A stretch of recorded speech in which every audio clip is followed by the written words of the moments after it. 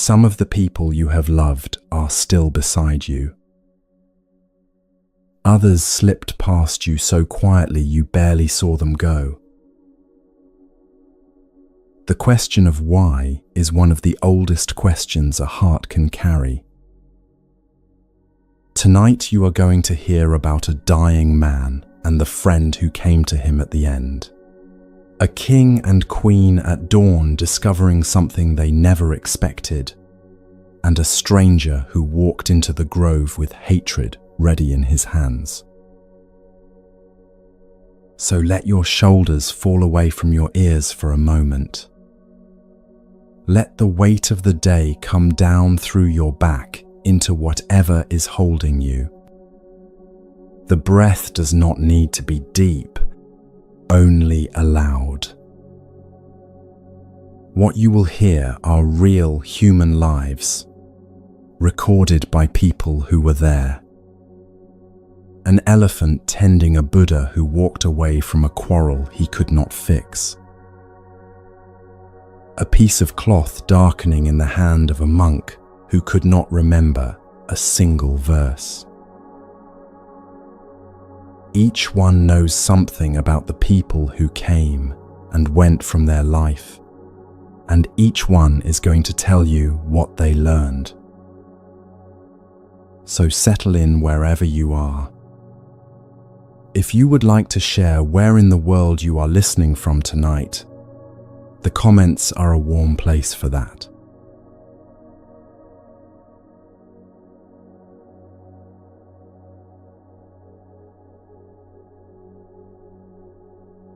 There is a house in the city of Savatthi where a man is dying. The lamps are still lit even in daylight, because the curtains have been drawn against the noise of the street. Servants move quietly between rooms. Family members sit just outside, not wanting to disturb him, not knowing how to be useful. The man lying inside has given more to the Buddha's community than any other layperson in the city, perhaps more than any other layperson in the country. He was born with a different name, Sudatta, a merchant's name, a name his father gave him, a name that meant well given. But he became known by another name almost as soon as he was old enough to make his own choices. When he learned that there were people in the city with no one to feed them, he began feeding them. Every day, at his own gate, bowls of rice for whoever came. The street took notice. The street gave him the name Anathapindika, the one who feeds the helpless. The same instinct, later in life, sent him looking for something he had heard about while traveling on business. A teacher, people said, who knew how the heart actually worked. When Anathapindika finally found the Buddha, sitting in the cool of the morning in a forest grove, he understood almost at once that he had found the thing he had been looking for without knowing he was looking. He invited the Buddha to come and stay in Savatthi. He went home and looked for the right grove of trees. The one he wanted belonged to a prince who did not want to sell. So Anathapindika took every gold coin from his treasury, covered the ground with the coins, and bought the grove for the cost of its weight in gold. He gave the grove to the Buddha and his monks. The Jetta's grove, the place where so many of the teachings would be spoken, existed because Anathapindika could not stand the thought of his teacher having nowhere quiet to sit. Now, many years later, the man who fed the helpless is the helpless one. The pain is severe. It comes in waves through the body, and between the waves there is only the awareness that the next one is coming. He has been alone with this for several days. The family knows he is sick. They do not know the texture of what he is carrying. They cannot. The body is the one place no one else can come into. Between the waves there are minutes when the breath returns to its normal rhythm and he can feel the cool of the cloth against his skin. Then the next wave starts to gather and he can feel it building before it arrives. He has begun to know its rhythm the way a sailor knows the sea. He has tried to bear it without sending word to anyone.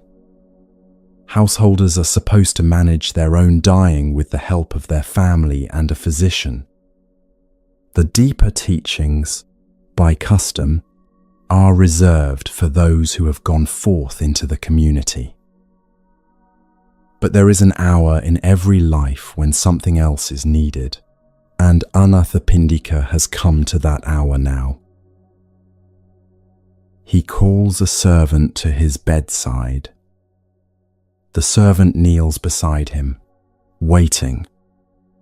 "Go to the Blessed One," Anathapindika says, "and pay homage with my forehead at his feet. Tell him that Anathapindika is sick, in pain, gravely ill. And then go to the Venerable Sariputta. Pay homage to him also. Tell him that Anathapindika is sick and ask him, if he would, to come." The servant goes. The Buddha is told. Sariputta is told. The two of them have known Anathapindika for a long time. They know what he has done for the community. They know what kind of man he is. Sariputta puts on his outer robe, takes his bowl, and asks Ananda to come with him. The two of them walk through the city in the middle of the day, past the markets, past the wells, to the house where the lamps are still burning. When they arrive, Sariputta enters the room where Anathapindika is lying. He sits down on a seat that has been placed for him, close enough that the dying man can hear him without straining. Then he speaks, and his first words are what any old friend would ask first. "How is it with you, householder?" he says. "Is the pain bearable? Is it growing worse, or is it easing?" Anathapindika answers him honestly. "The pain is not bearable. It is getting worse. Like someone is splitting his head open with a sharp blade. Like a strap of leather is being tightened around his skull until it cracks. Like a knife is being driven up through the soles of his feet. Like there is a fire in his belly that no one can put out." He gives the pain its full description, in his own words, while it is happening. Sariputta lets him speak without interruption. He gives him the room to name the truth of what is happening to his body. When Anathapindika has finished describing it, Sariputta begins to teach. He starts somewhere unexpected. He starts with the eye. "Householder," Sariputta says, "you should train yourself this way. I will not cling to the eye, and there will be no consciousness of mine that depends on the eye." It is a strange place to begin, at first hearing. But listen to what he is saying. The eye that has seen this man's whole life. The eye that watched his children grow. The eye that recognized the Buddha when he first came round to alms in the morning. Sariputta is asking him to begin to loosen his grip on the eye so that he can let the eye be what it is, an organ that has done its work, separate from the awareness that has used it. Every dying person has to do this anyway. The eye begins to fail. The light dims. The face of a loved one becomes harder to make out. What Sariputta is offering Anathapindika is the chance to release the eye on purpose while there is still time. He is offering him the dignity of doing it himself. Then the ear. I will not cling to the ear, Sariputta says, and there will be no consciousness of mine that depends on the ear. Then the nose, the tongue, the body, the mind itself. Sariputta moves through the 6 senses one by one, giving Anathapindika the same instruction for each. He is moving slowly. He is letting the dying mind hear each instruction and release it before the next one comes. A man who is dying has all the time in the world to be accompanied through the doorway by someone who has walked it many times in his own meditation. There is nothing else worth doing in the room. Then Sariputta begins the same instruction with what each sense touches. What the eye sees, what the ear hears, what the nose smells, what the tongue tastes, what the body feels, what the mind takes hold of. I will not cling, he says again, and there will be no consciousness of mine that depends on these things.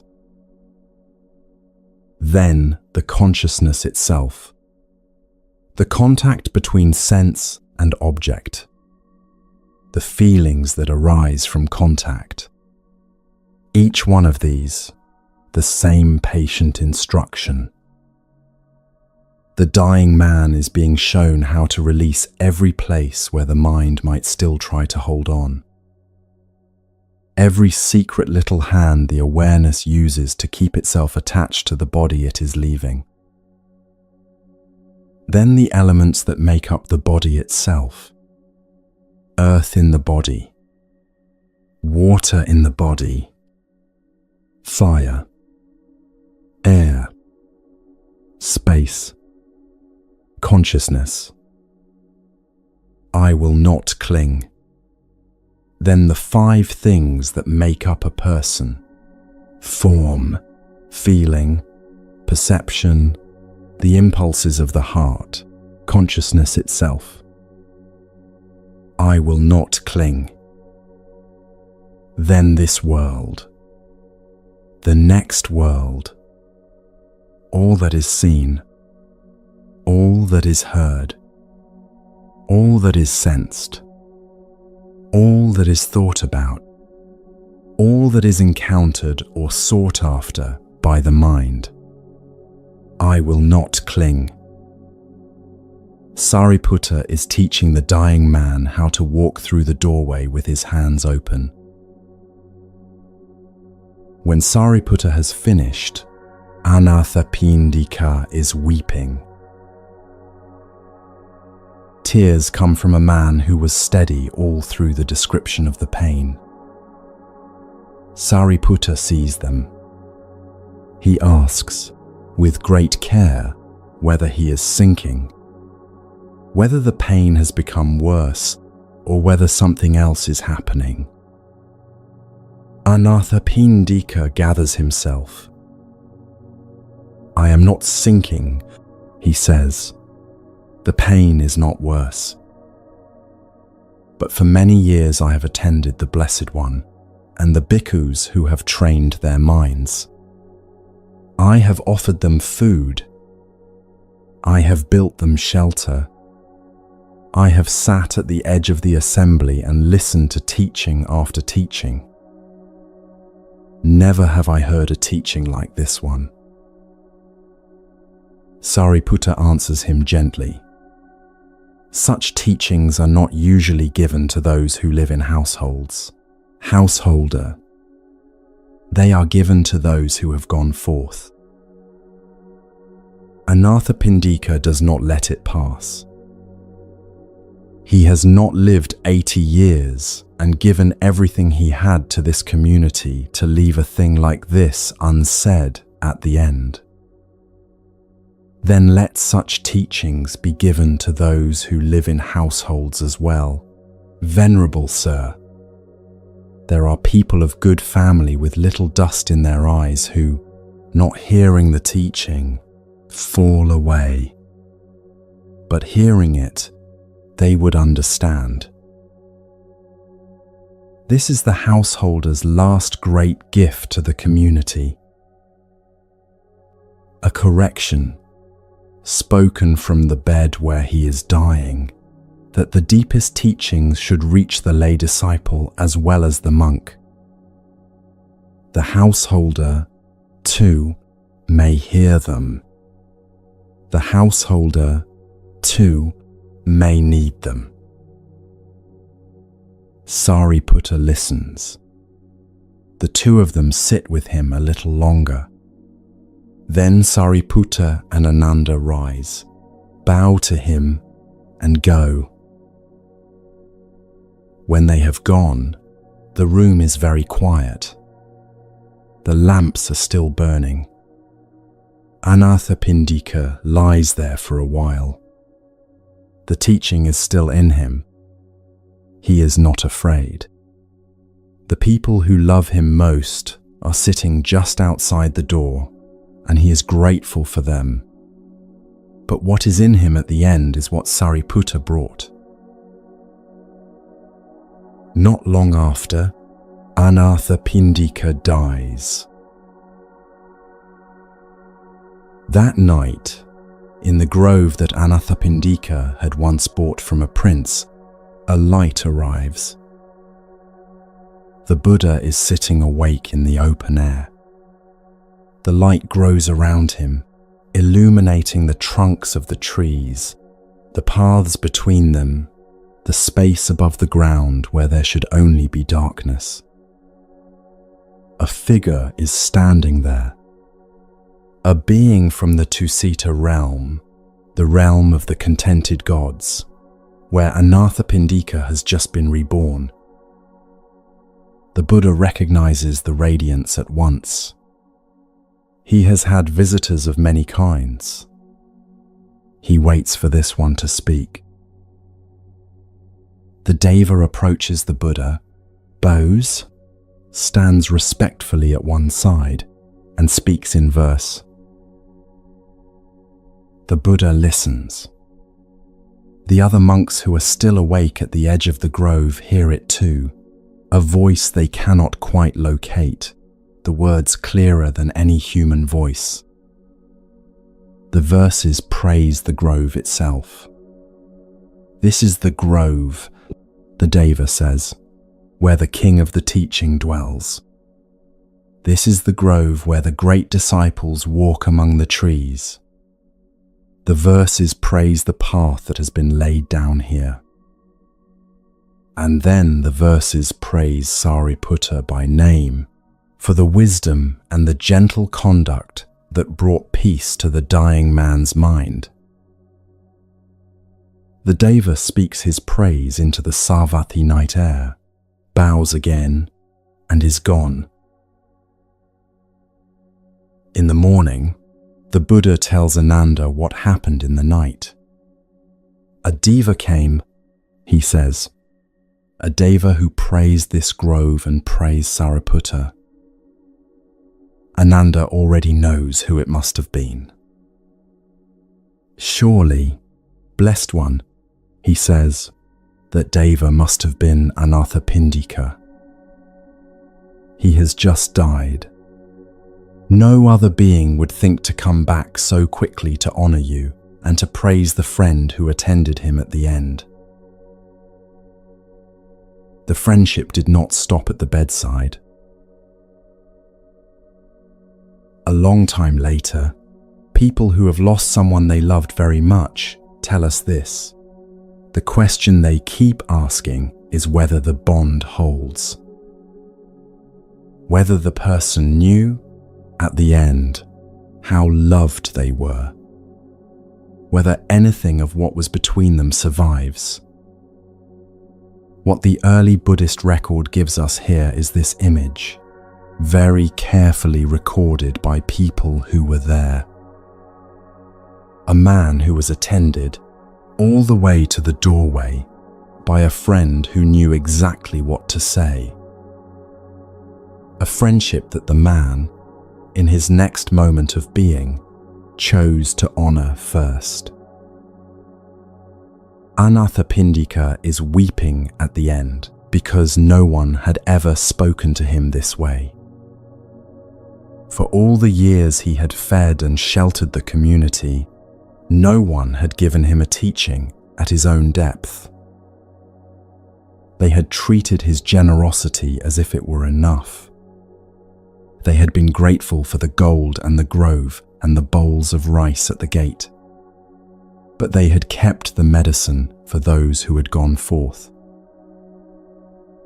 The friend who walks with you to the edge does not protect you from what is true. They are the one who makes sure you hear it, even when no one else thinks you are ready. They give you the teaching at your depth, even at your last hour. And there is something else worth feeling here. Anathapindika needed this teaching the whole time. He needed it as much when he was building shelters and feeding the hungry as he needed it now, lying in his bed. The fact that no one had given it to him while he could still walk to the assembly is its own quiet sorrow. But the friend who came at the end gave it to him then. It was given. The teaching that mattered was placed into the mind that needed it. In the last hour it could be heard. You may already be turning over in your mind which person in your life would come, if it came to it, and stay until the end. You may also be honest, at this hour, about the people you have always assumed would come, and noticing that some of them probably would not. That second list is its own kind of grief. Not everyone is here for the long road. Some are here only for one stretch of it, and one of the oldest awakenings a heart can have is the night it sees this for the first time.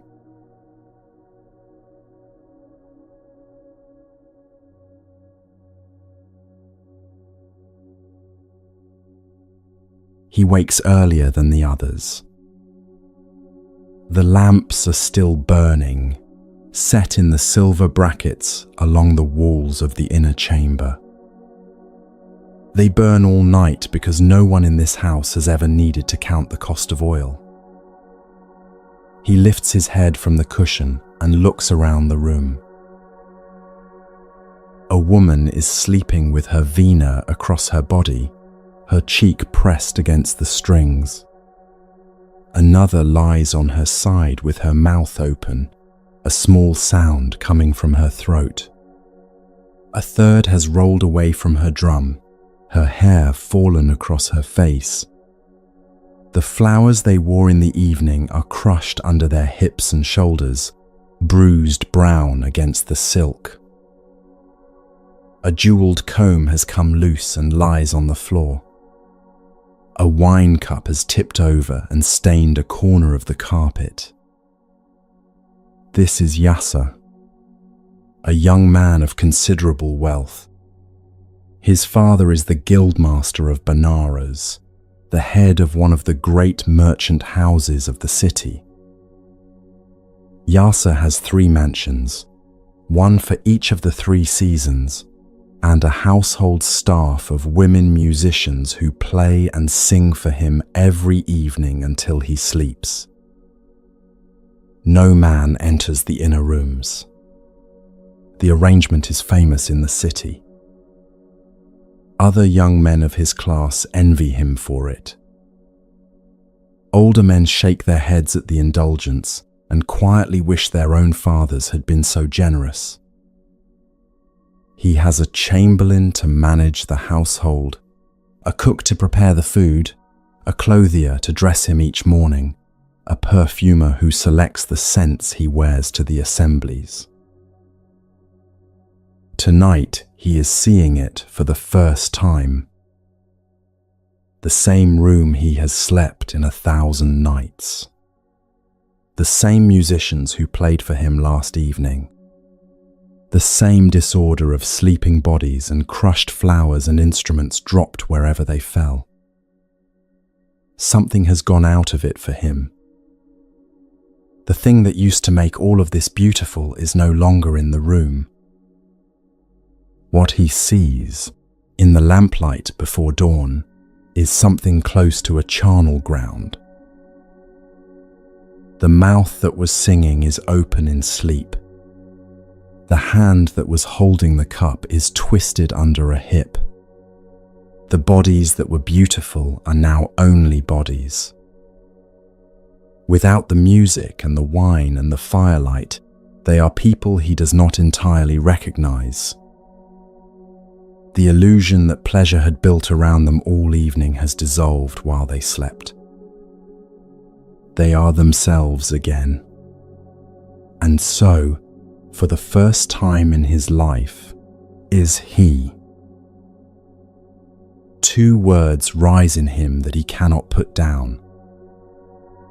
It is distressing, he says, half to himself. It is oppressing. He says them again. They are the only two sentences he is capable of forming. He stands up. He does not wake the women. He puts on his golden sandals. He walks out of the room. He walks down the corridors of the mansion, past the bedchamber where his parents are still sleeping, past the courtyard where the small fire still burns at the gate. The watchmen do not stop him. Whether they are dozing, or whether they let the young master pass because that is not their business, is not recorded.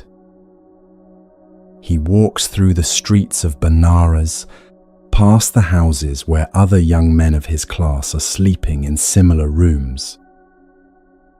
The streets at this hour belong to the sweepers and the water carriers and the men who light the small temple lamps before sunrise. A few of them notice the young master in the silk and the gold sandals walking past with his face set, and quickly look away. And out through the city gate. In the dark beyond the city he keeps walking. Two words follow him the whole way. It is distressing. It is oppressing. He has nothing else to say, and nothing else has any weight. The two words have become the shape of what he saw in the lamplight, and they will not let go of him.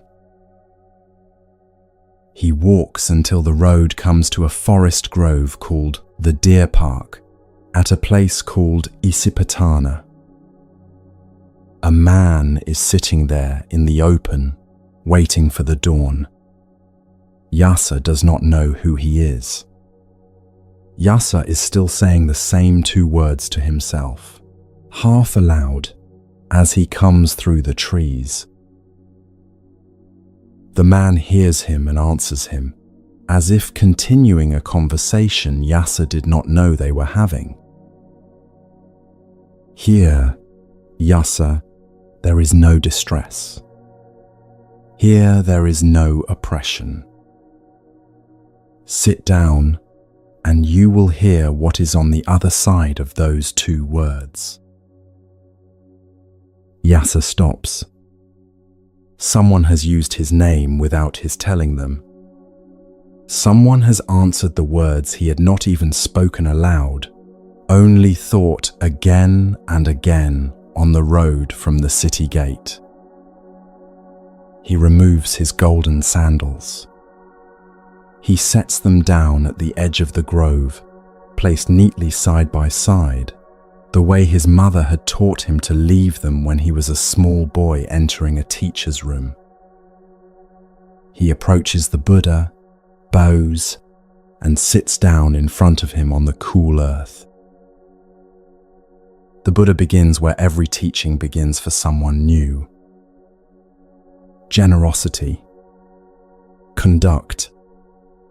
The peace that comes when the heart stops grasping at things.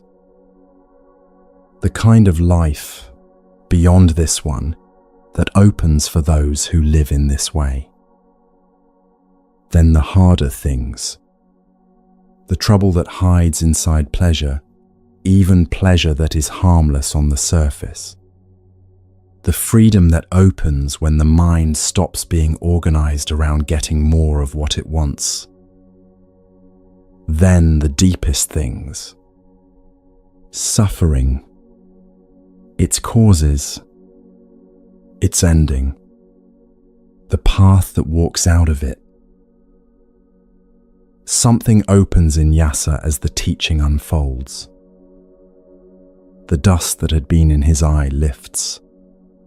The Buddha calls this opening the Dharma eye, the seeing, for the first time, that whatever has the nature of arising has the nature of ceasing. What had been a confusion all night has become, in this morning, a quiet certainty. Yasa calls it relief. Meanwhile, back in the mansion in Benares, his mother has woken up. She had heard him come home in the night, the way she always did, the soft footfalls of his attendants, the music starting up. She had gone back to sleep then. Something had woken her again before dawn, some wrongness in the house she could not name. She finds the inner room empty. She finds the cushion where her son's head should be still warm. She finds his golden sandals missing. She wakes her husband.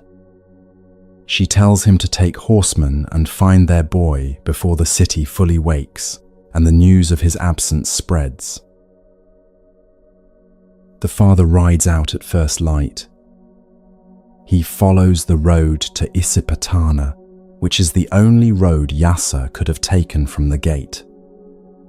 He sees, at the edge of the grove, the golden sandals placed neatly side by side. He recognizes them at once. His heart breaks open in two directions, the relief of finding the sandals and the dread of what it means that they are placed so carefully and that his son is not in them. He walks into the grove. By a small kindness of conditions, the father comes to the Buddha first, before he sees his son. The Buddha receives him with the same warmth he received Yasa.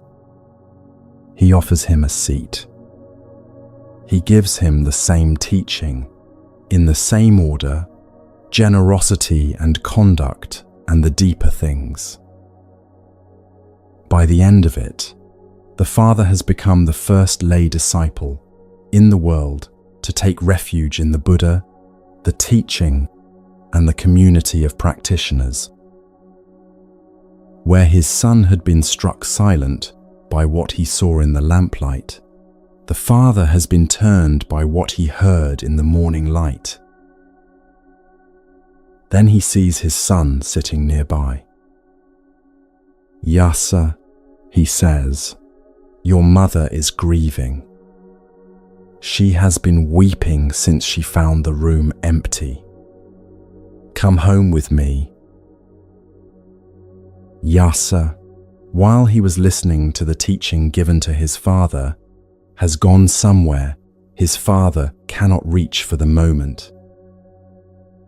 What had begun the night before has finished its work in him while he sat at the back of his father's lesson.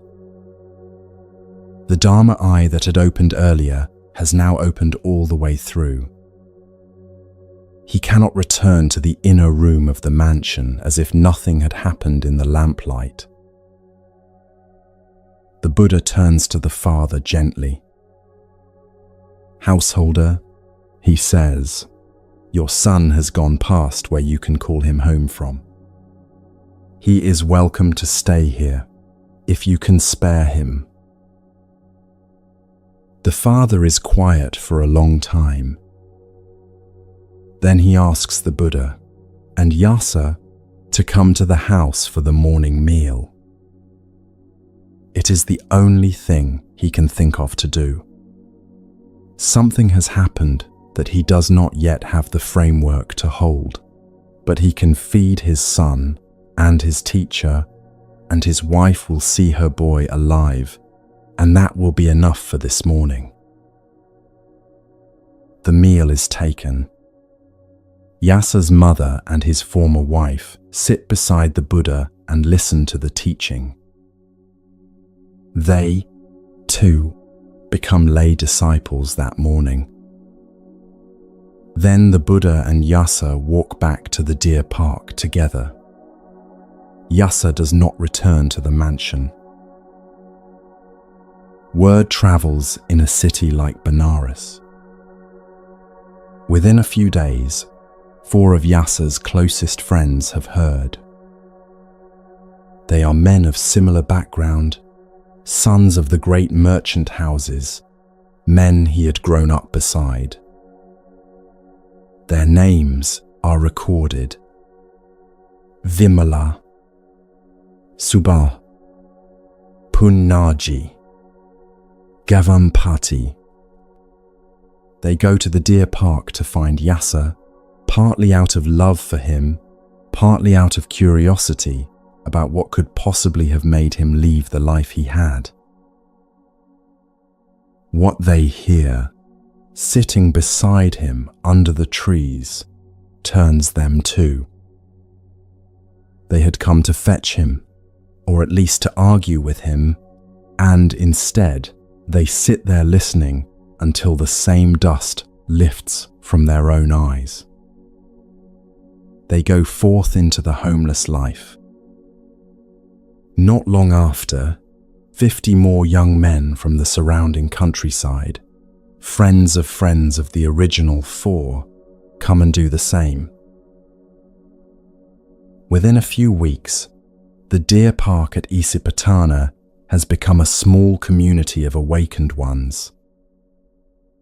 Yasa is the 7th person in the world, after the Buddha and the 5 who had been with him at the beginning, to walk all the way through to liberation. The 4 friends are the next. The 50 from the countryside follow. But the women who had played the lutes in the inner chamber, the other young men who envied Yasa his arrangement, the companions of the wine and the firelight, the men who had drunk with him at the festivals and the boating parties and the long summer evenings on the river, they never came. Some of the people who watched Yasa go did not understand what had happened. Some had no inclination to find out. Some, when the news reached them, shrugged and said the boy had always been a little odd and went back to their evenings. The ones who came were the ones whose own questions had already been waiting, quietly, in their bodies and their nights. This is a story about a young man who outgrew his life in a single night. It is also a story about who could and could not follow him into what came next. Some of the people closest to him, the ones he had eaten with and slept among and assumed would always be there could not. Other people, a few of them, could. The line between them was not loyalty. The line was readiness. You may already know how this works in your own life. The friend who could meet you in your old questions cannot meet you in the new ones. The friend who never seemed close before turns out to be exactly the person who can sit with you now. A change in you is a sorting, even when no one means it that way. The people who can travel into the new place are sometimes the ones you would not have predicted. And the people you assumed would always come are sometimes the ones whose own readiness has not yet ripened. It is worth saying this clearly for the listener who has lived through it. The friend who cannot follow you into your new questions has not betrayed you. They are simply on a different stretch of the road from the one you have stepped onto. The grief is real. The losing is real. What feels like a failing of friendship is actually the natural consequence of two lives moving at different speeds. Two people who once moved at the same pace simply do not anymore. You may also be wondering, at this point, whether there is a way to tell, whether there is some kind of sign, some quiet diagnostic that lets you see in advance who will be able to come the distance with you and who will not.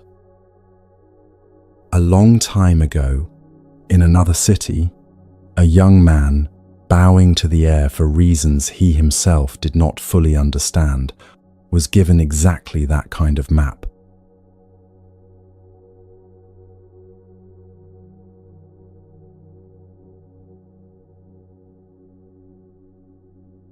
The Buddha is walking through the outskirts of Rajagaha for alms, just after sunrise, when he sees a young man standing knee-deep in a wet field outside the city.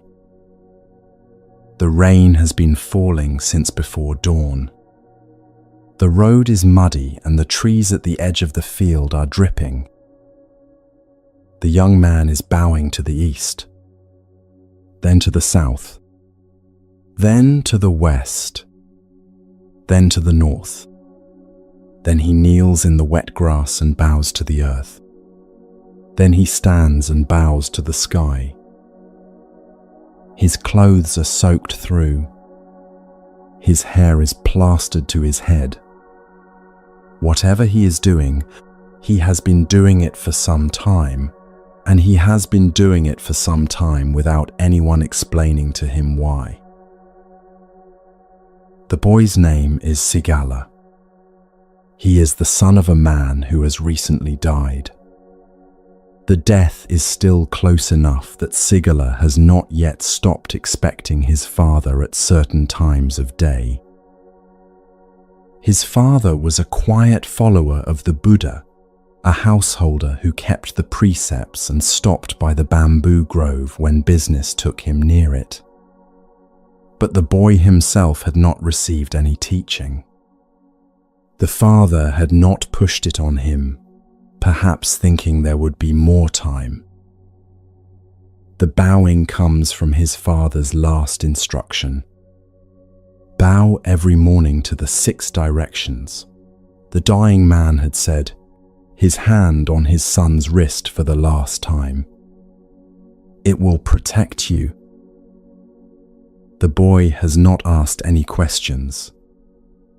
He has done as he was told. The Buddha approaches, not to interrupt, but to wait until the boy has finished. When Sigala notices him, wet hair in his eyes, he stops mid-bow and bows to the man on the road as well. The Buddha asks him, kindly, what he is doing out here in the rain. Sigala explains, a little embarrassed at how thin the explanation sounds when said aloud. His father, the instruction, the 6 directions. He cannot say more than that, because he himself does not know more than that. The Buddha listens. He does not laugh at the boy. He does not correct him in front of his confusion. He simply tells him, in the gentlest possible way, that there is a different way to bow to the 6 directions, a way his father probably meant but did not have the time to teach him before he died. Would the boy like to hear it? Sigala nods. He sits down in the wet grass at the edge of the field. The Buddha sits down with him. The 6 directions, in the way the noble ones bow to them, are people. The East is your parents, the ones who gave you your life. Bowing to the East in the morning is remembering them, remembering what was given to you before you knew you were receiving anything. The South is your teachers, the ones who gave you your understanding, who showed you how to read and count and think about a problem and live in a community. Bowing to the South is remembering them, whose patience you cost, whose work made it possible for you to know the things you now know. The West is your spouse and children, the ones whose lives are bound up with yours every day. The ones whose well-being you are responsible for, and who are quietly responsible for yours. The North is your friends and companions, the ones you walk through the world beside, the ones you eat with, the ones whose company keeps you from going strange in your own head. Below you are the workers and servants whose labor holds your life up, the ones who grow what you eat and make what you wear and clean what you live in. A bow toward the ground in the morning is a bow toward all the hidden hands that make your day possible.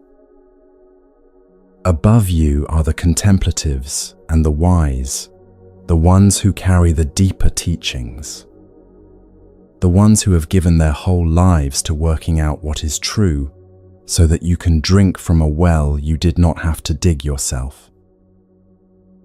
A bow toward the sky in the morning is a bow toward them. To bow to these 6 directions every morning, the Buddha says, is to bow to the actual structure of your life. Sigala listens. Something settles in him. The bowing he had been doing every morning suddenly has a shape. The East where his parents had stood. The South where his teachers had stood. The other directions filling in. His father had not asked him to bow to the rain and the air. His father had asked him to remember the people his life rested on. But the directions are only the beginning. Once Sigala has them, the Buddha gives him something more practical. A way to look at the people in the northern direction, where the friends are, and tell who is actually a friend and who is wearing the costume of one. There are 4 kinds of person, the Buddha says, who appear to be friends but are not. The first is the taker. This is the friend who shows up when there is something to be had and disappears when there is not. They take everything you offer and offer little or nothing in return. When they want something, they remember your friendship vividly. When you want something, they have other commitments. They are not cruel, usually. They simply have a friendship that runs in one direction, and they have arranged your relationship so that you are at the giving end and they are at the receiving end, and you have been letting it stay that way for years. The second is the talker. This is the friend who is generous with their words and stingy with their actions. They tell you what they would have done for you if they had only known you needed it. They tell you what they will do for you when the time is right. The time is never right. The action never comes. Their friendship is conducted in the past tense and the future tense, almost never in the present. When the moment comes for the talker to actually show up, they have a long story about why this particular thing is the one thing they cannot do this week. The third is the flatterer. This is the friend who agrees with everything you say. When you tell them about a wise decision, they cheer it on. When you tell them about a foolish decision, they cheer that on too. When you tell them about a decision they had warned you against the previous week, they have somehow forgotten the warning and now think the new direction is excellent. They are present in your face and absent behind your back.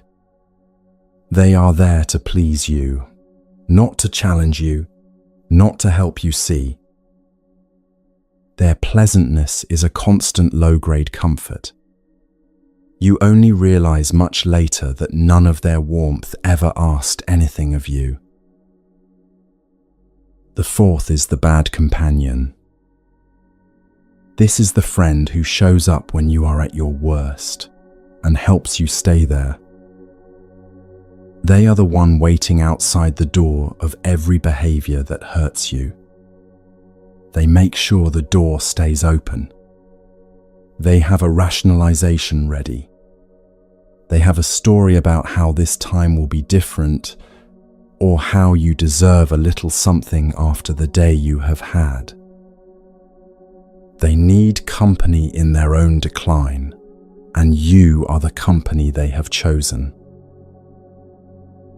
Sigala, by this point, is recognizing people. Faces are coming into his mind that he had not been able to put a name to before.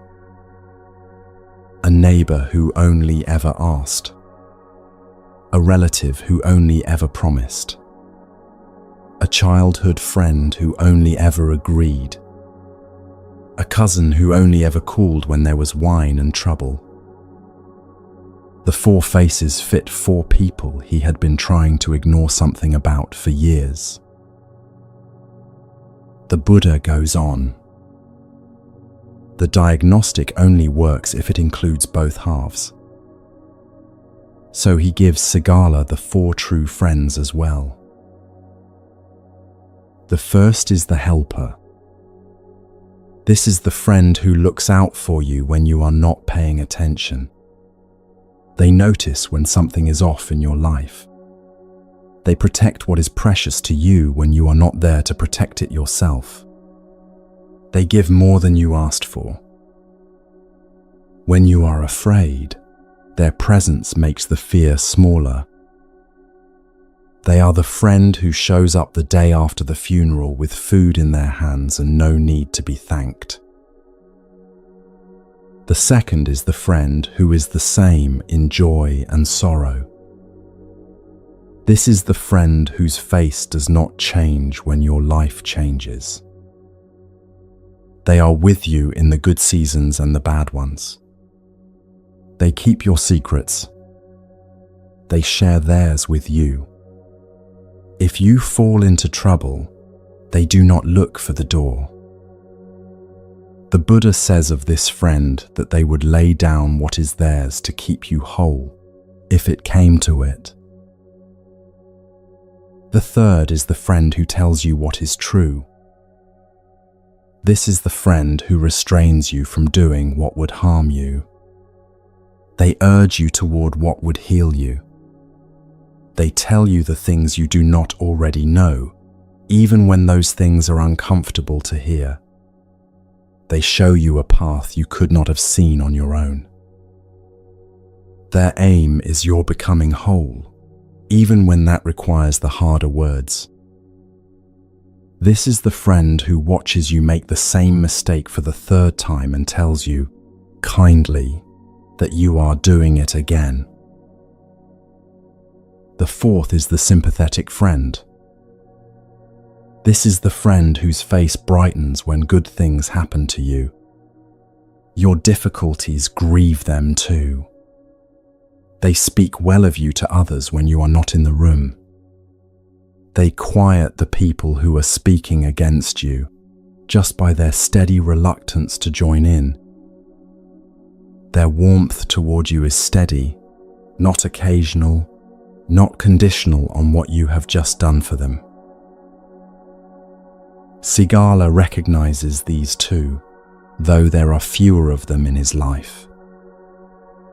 An aunt who has been quietly looking out for him since his father died. A friend from his school days who has stayed close even though they no longer live in the same neighborhood. An old man at the edge of the market who told him the truth once, when no one else would, and never asked anything in return. They are few, but they are enough. This was the Buddha's gift to Sigala that morning, in the rain. 2 short lists. One that named the costumes, and one that named the actual presences underneath them. A way of looking at the people in his life that did not require him to test them or wait for catastrophe to find out who they were. A way of seeing now, in the daily texture of how they treat him. You may also be doing the recognizing, right now, as the lists are heard. The taker who you keep saying yes to. The talker whose promises you keep waiting on. The flatterer whose praise you keep wanting even though you do not entirely believe it. The bad companion you keep meeting in the place you swore last time you would not go back to. And on the other side, the few quieter ones who keep showing up, who keep telling you the truth, who keep being there when you are afraid. A note on how to use this map. The Buddha gave Sigala the diagnostic so that he could see clearly. What Sigala did with what he saw was his to decide. You may decide that some of the takers are family and you have made your peace with what they are, and you will continue to give what you can give without expecting return. You may decide that some of the talkers are warm in other ways, and you do not need their actions to value them. But you may also stop waiting for the talkers to act. You may stop being surprised when the takers take. You may stop confusing the flatterers with the friends who would tell you the hard thing. You may give the bad companion less of your evenings and begin to spend more time with the few quieter ones whose presence you may have been undervaluing for years. The map helps with everyone outside you, but there is one person whose face does not appear on either list and whose treatment of you is the most important treatment you receive in any given day. That person is asleep beside you tonight, or is alone in your house tonight, or is the one you have never quite thought to put on the list. A king and his queen, a long time ago, stood on a high terrace and stumbled into the answer to a question they had not meant to ask each other.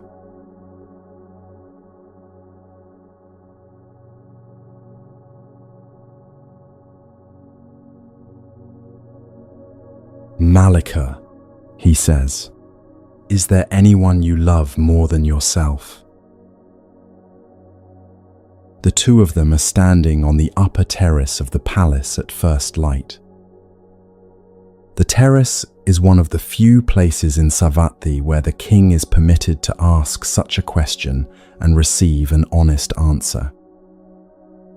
Below them, the city is just beginning to stir. Smoke is rising from the kitchens. The first water carriers are out at the wells. A bullock cart is moving slowly along one of the wider streets. Up here, the wind is slightly cooler than it will be in an hour. A few birds are calling from the gardens behind the palace. The eastern sky is still pale, the colour just barely beginning to come back into things. The world has not yet started its demands on either of them. His name is Pasenadi. He is king of Kosala, a country large enough to have several borders to worry about and several rival kings to keep peace with. He has armies to manage, ministers to placate, a treasury to keep balanced, a large household and a larger family to keep tended. He is surrounded all day by people whose answers to his questions have been carefully calibrated to keep him pleased. The court is a place where direct speech is dangerous and softened speech is everywhere. Malika is the one in the palace who answers him as if he were a man and not a king. She came from a flower seller's stall outside the city by an unusual route. One morning, when she was still a girl weaving garlands at the gate of the gardens where her father worked, a man came past on alms round. She offered him what little food she had with her, a portion she had been saving for her own midday meal. He ate it. Then he made her a quiet prediction about her future, the kind of prediction that ought not to come true and yet did. Later that same day, a young king came riding past the garden, exhausted from a battle he had nearly lost. He saw her there. By evening, she was being carried into the palace as his queen. She has not forgotten the stall. She has not forgotten what it cost her father to send her out at sunrise to weave flowers for other people's celebrations. She is honest in the way of people who remember what they came from. The question hangs between them on the terrace.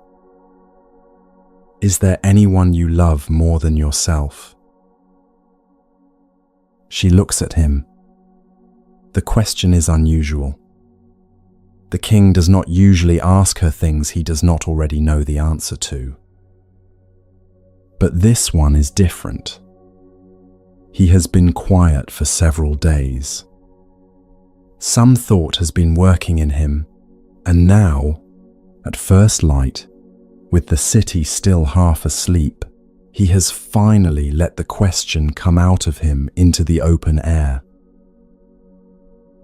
She takes the question seriously. She thinks about it. She could give him the answer he is hoping for. She could say his name or the names of their children and watch his face soften. The court would expect this. The story she would later tell her women about this morning conversation would be much more comfortable to tell. But the king has asked her, on the upper terrace at first light, when there is no one to perform for and no benefit to be gained by lying. She does not give the comfortable answer. There is no one, great king, that I love more than myself, she says. She lets the answer sit between them. She does not soften it. She does not explain it. She watches his face while waiting for him to take it in. The king does not move.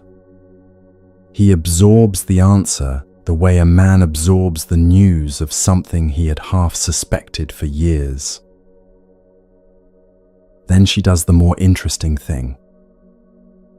She turns the question back to him. "And what about you?" she asks. "Is there anyone you love more than yourself?" The king turns the question over in himself. He is a man who loves his wife. He has children he loves. He has a teacher he reveres above almost any other man alive. He has a country he is responsible for, and an army he is responsible for, and friends from his youth he still keeps close. Surely, he thinks, the answer is one of these. He searches for it carefully, looking through the faces in his mind one by one. Malika, his son, the Buddha, the friends from his boyhood. Each face he holds up against the question and against the love he is asking himself if he has for them. What he finds, when he looks honestly, is the same answer his wife gave him. "There is no one, Malika," he says, "not even you. Not even my children. What I love most in this world is myself." They stand together at the railing for some time. Neither of them says anything. The light goes on, changing on the city below. A small wind moves through the railings. The honesty of what they have just said to each other is a strange weight. Most people would consider it a shameful answer. The two of them have arrived at it together, in the only place they could, at the only hour they could, and it does not feel shameful. It feels like something has been put down between them that they had been quietly carrying separately for years. After a while, the king speaks. "Let us go down to the Blessed One," he says. "He will know what to make of this." They walk down through the palace, through the morning bustle of attendants and courtiers, out through the gate to the grove where the Buddha is staying. The king takes her hand for some of the walk. They speak very little. Both of them are still inside the recognition they had on the terrace. The attendants who walk behind them at a respectful distance can see that something has happened. They cannot see what. The morning streets of Savatthi part for the king and his queen, as they always do. Today, neither of them notices. The Buddha is sitting at the foot of a tree when they arrive. He sees their faces as they come up the path between the trees. Whatever has happened, he can see it has happened to both of them at once. He has known the king for a long time. He has rarely seen him this quiet. He invites them to sit. The king tells him the conversation. Without softening, as Malika had not softened. Without apologizing for what they had found in themselves. We asked each other this morning, Blessed One, and we both arrived at the same answer. Each of us loves himself more than anyone else. We are told, in the wisdom we have been raised on, that this is a shameful answer to give. Tell us what to make of this. The Buddha listens. He waits long enough that the king and queen begin to think he may have nothing to say. Then he speaks, with the calm of a man putting their own discovery into words larger than they had been able to find for it. Searching all directions with the mind, he says, one finds nowhere anyone dearer than oneself. So too, every other being holds the self most dear. Therefore, one who loves himself should not harm another. The verse settles in the grove. The king and queen do not speak. The Buddha does not elaborate. He has put their private discovery into a sentence that they will both carry with them for the rest of their lives. What had felt, on the terrace, like a quiet shame is now the doorway to something larger. The teaching has done what it needed to do. What had been a private discovery on the terrace, something they had been half ashamed of even as they confessed it to each other, the Buddha has just turned into the foundation of an ethical life. Everyone holds themselves most dear. This is the universal condition of beings. And from this universal condition, a single principle follows. If you hold yourself most dear, and so does every other being, then the one principle that respects this fact is do not harm others. The principle holds because each of them is the king of their own terrace.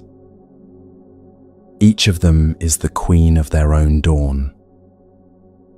Each of them holds themselves dear with the same fierce, instinctive love that you hold yourself dear. To harm another being is to act as if this were not true.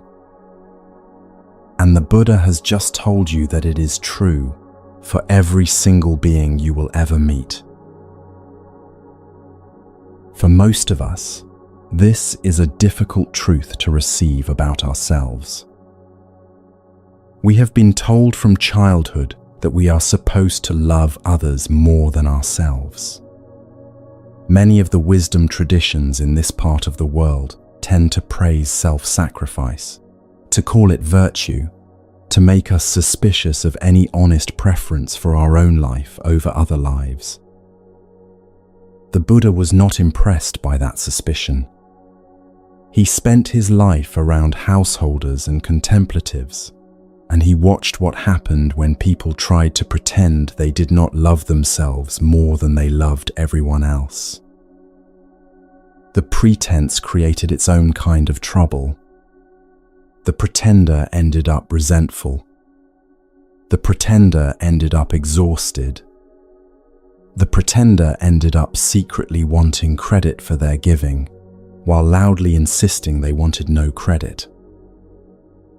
The pretender ended up unable to receive because receiving meant admitting they had needs. Their relationships became one-way roads, and the people on the other end did not know how to give back to them because they had never learned how to ask. Honesty about loving yourself is not selfishness. It is the ground from which actual care for others can rise.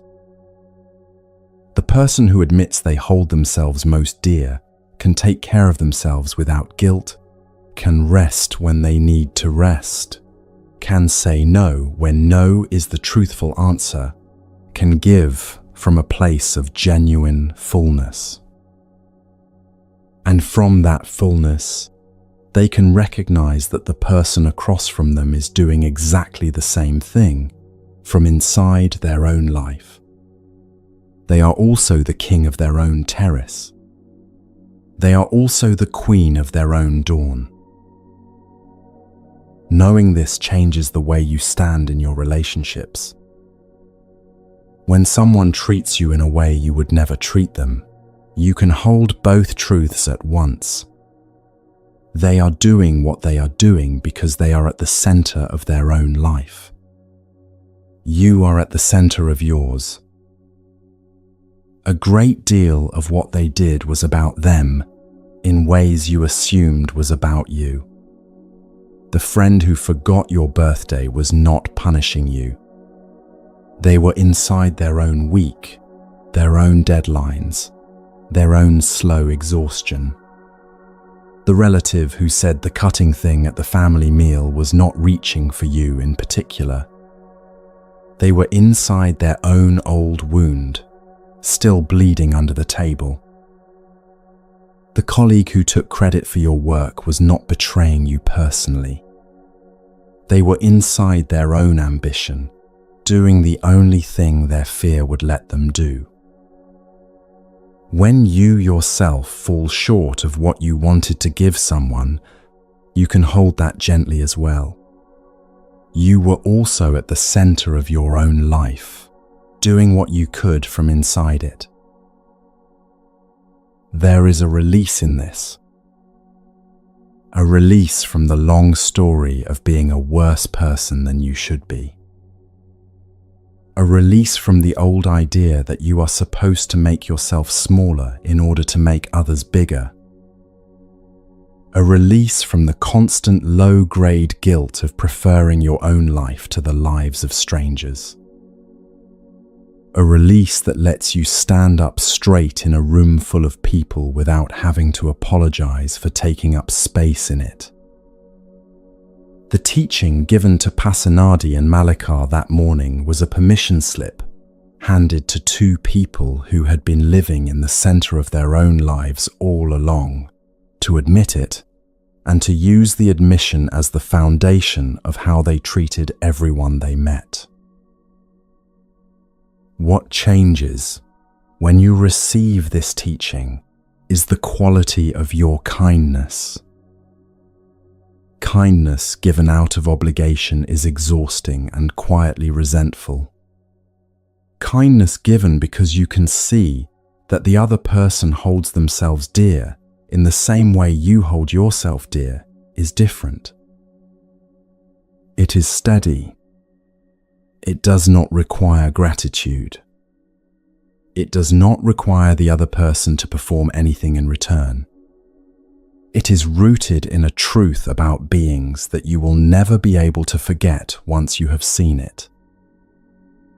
It is the kindness of someone who has stopped trying to be a saint and has settled into being a person.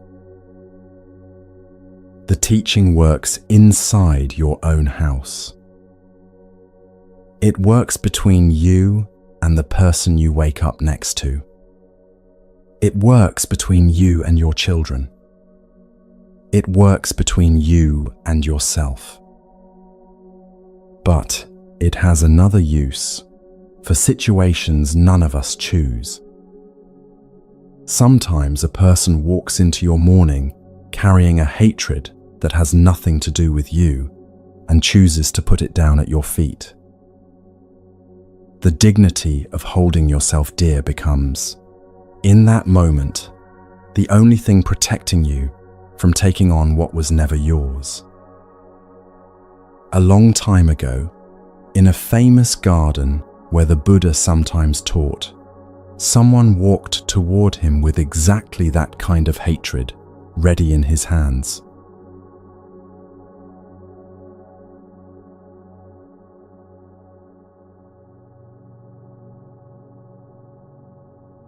For 3 days, the Brahmin has been preparing his curses.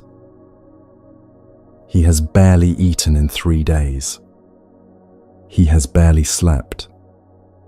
He has been pacing his courtyard, rehearsing aloud the words he intends to say to the man he holds responsible for the loss of his brother. The household has learned to stay out of his path. His wife brings him food in the evening, sets it down beside him, and goes back inside without speaking. The food usually goes cold. The servants whisper to each other in the kitchens. They have never seen the master like this. His name is Bharadvaja. He comes from one of the older Brahmin families of Magadha, a family with deep roots in the rituals of the kingdom and with land and standing built up over many generations. A few weeks ago, his older brother walked out of the family home and went forth as a follower of the wandering teacher who has been staying in the bamboo grove on the edge of the city. The older brother had simply put on a yellow robe and gone, without asking permission, without waiting for the family council, without even leaving a proper letter behind. The first they knew of it was an empty room and a folded set of his old white clothes on the bed. Bharadvaja has not been able to think of anything else since. In a Brahmin family of his standing, the older brother is the heir. The older brother carries the family rituals forward. The older brother is responsible for maintaining the line and the household and the relationships with the neighboring families and the proper performance of the inherited fire rites. Bharadvaja has now, overnight, become the heir. The weight of all of this has fallen on him without warning. He had spent his whole life arranging himself in the second position, the easier position, the one with fewer obligations. Becoming the eldest son was the last thing he had wanted. Now he is the eldest son of a man who has lost an heir. His mother weeps in the evenings. His father will not speak to him. The whole household has rearranged itself around the absence of the brother who left. In Bharadvaja's mind, none of this is his brother's fault.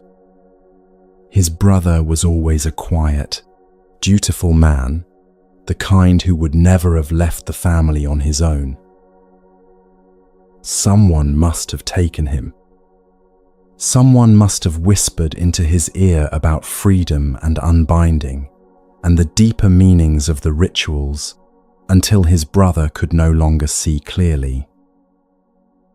That someone is the wandering teacher in the bamboo grove, the man who calls himself the awakened one. So this morning, with his curses gathered in him like a cloud about to break, Bharadvaja walks across the city of Rajagaha toward the bamboo grove.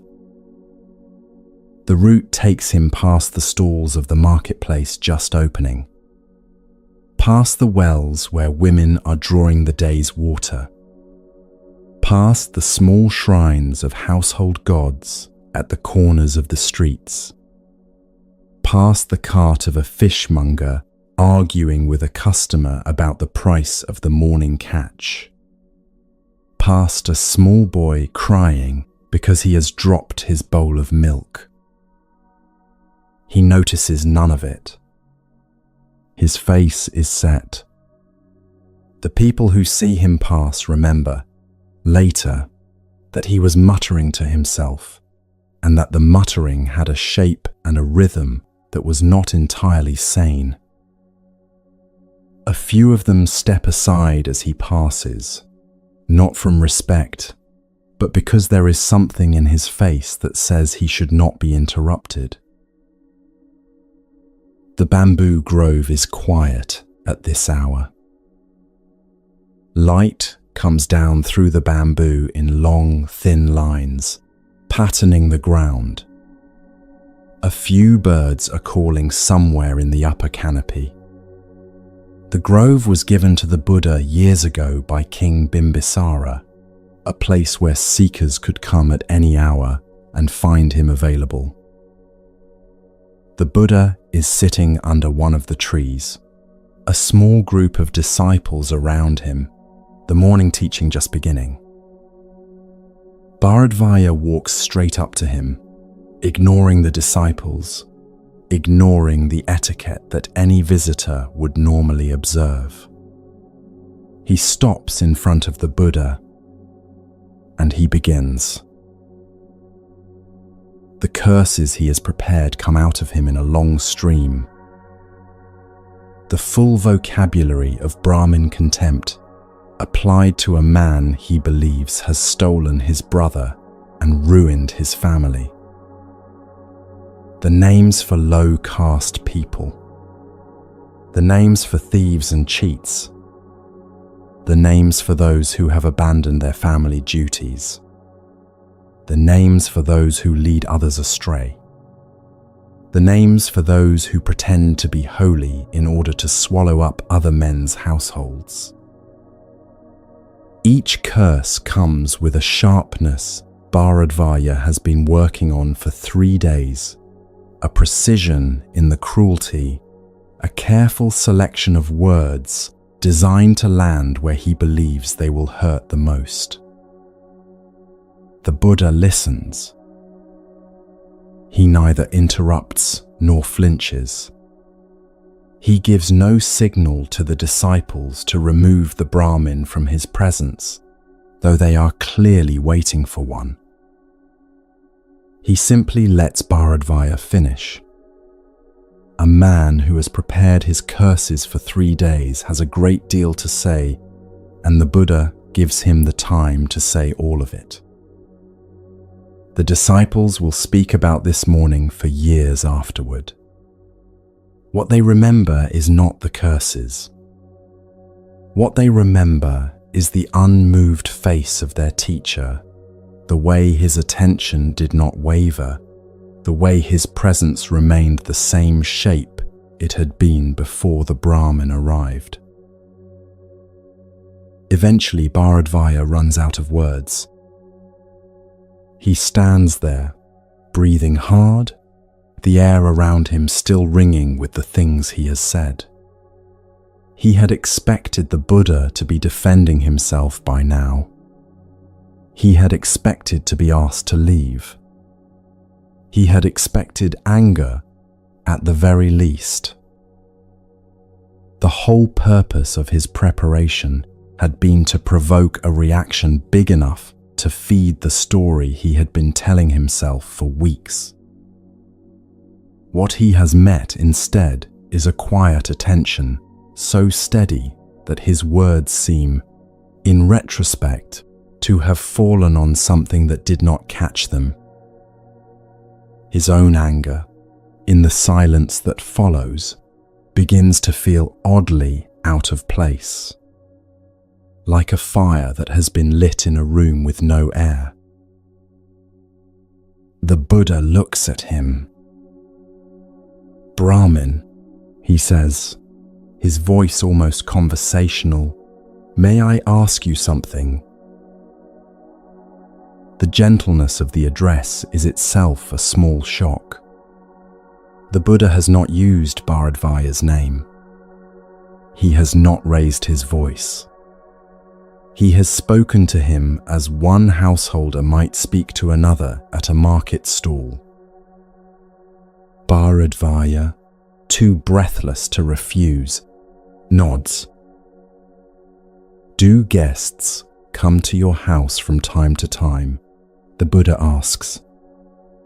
"Of course," Bharadvaja says. "What kind of household would I have if guests did not come?" "And when they come, do you offer them food?" "Of course," Bharadvaja says again. "A guest who is not fed is an insult to the household. And if you offer them food and they do not accept it, to whom does that food then belong?" Bharadvaja stops. The question is not at all what he expected. He turns it over for a moment. "The food belongs to me," he says. "If I offered it and they refused it, it remains mine." "So too, Brahmin," the Buddha says. "The abuse you have offered me this morning, I do not accept. It remains yours." The bamboo grove goes very quiet. Bharadvaja stands there, his anger still hot in his body, his curses still ringing in his ears, and slowly, as the Buddha's sentence settles in him, he understands that the man in front of him has not received any of it. The thing he came to deliver is still in his own hands. He is still holding it, burning at the end of his arms. Then the Buddha gives him the second teaching of the morning. A man who returns abuse with abuse, the Buddha says, only adds to the heat of what was already burning. A man who does not return it is more victorious in this moment than any king who has ever conquered a city in battle. Because the king can lose what he has won. The man who refuses to take in another's hatred has won something nobody can take from him. The victory belongs entirely to him, regardless of what the other person does next, regardless of whether they ever apologize, regardless of whether they ever even understand what just happened. Bharadvaja does not know what to do with what has just happened to him. The energy he came in with has nowhere to go. The Buddha has given him no enemy to push against. The disciples are still sitting quietly, watching him without judgment. The story he had been telling himself for weeks, the story in which his brother had been stolen by a man who needed to be confronted, has just had its central figure removed from the center of the story. Without the Buddha to be angry at, the anger has nowhere to live. Without the anger, the grief beneath it begins to come up. He sits down on the ground, too suddenly for grace, and puts his head in his hands. The Buddha lets him sit. After a while, Bharadvaja asks, in a voice he barely recognizes as his own, if he might also go forth. If he might join his brother in the yellow robe. If he might be taught what his brother has been taught. The Buddha nods. The Brahmin who came to humiliate the teacher leaves the grove that morning as a bhikkhu, as an ordained student. His brother, when he hears, weeps, partly from joy and partly from the strangeness of the household his parents will now have to absorb. Their mother, when she hears, sits silent for a long time. She will lose another son to the yellow robe before the year is out. Their father will take longer to make sense of it, but eventually he will, too, and the family will rearrange itself once more, this time around 2 absences instead of 1. The teaching the Buddha gave Bharadvaja that morning has been quoted ever since. A gift not received belongs to the giver. Anger that meets nothing returns to the one who threw it. The most important word in the whole story is the word accept. The Buddha listened to every word Bharadvaja said. He simply did not accept what was being offered. You may want to feel for a moment what that distinction is in your own body.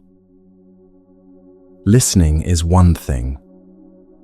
Accepting is another. When someone speaks to you in a way that is meant to wound, something in you reaches out to take what they are offering. The reach is automatic. It happens before you have thought about it. By the time you notice it, You are already holding the wound in your hands and trying to figure out what to do with it. You begin to plan a response. You begin to feel hurt.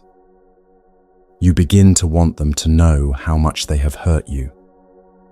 You begin to gather the evidence of why their words were unfair, the long list of times they have done this kind of thing before.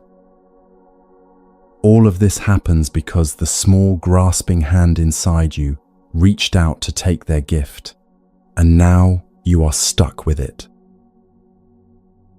The practice the Buddha demonstrated in the bamboo grove that morning is not to stop listening.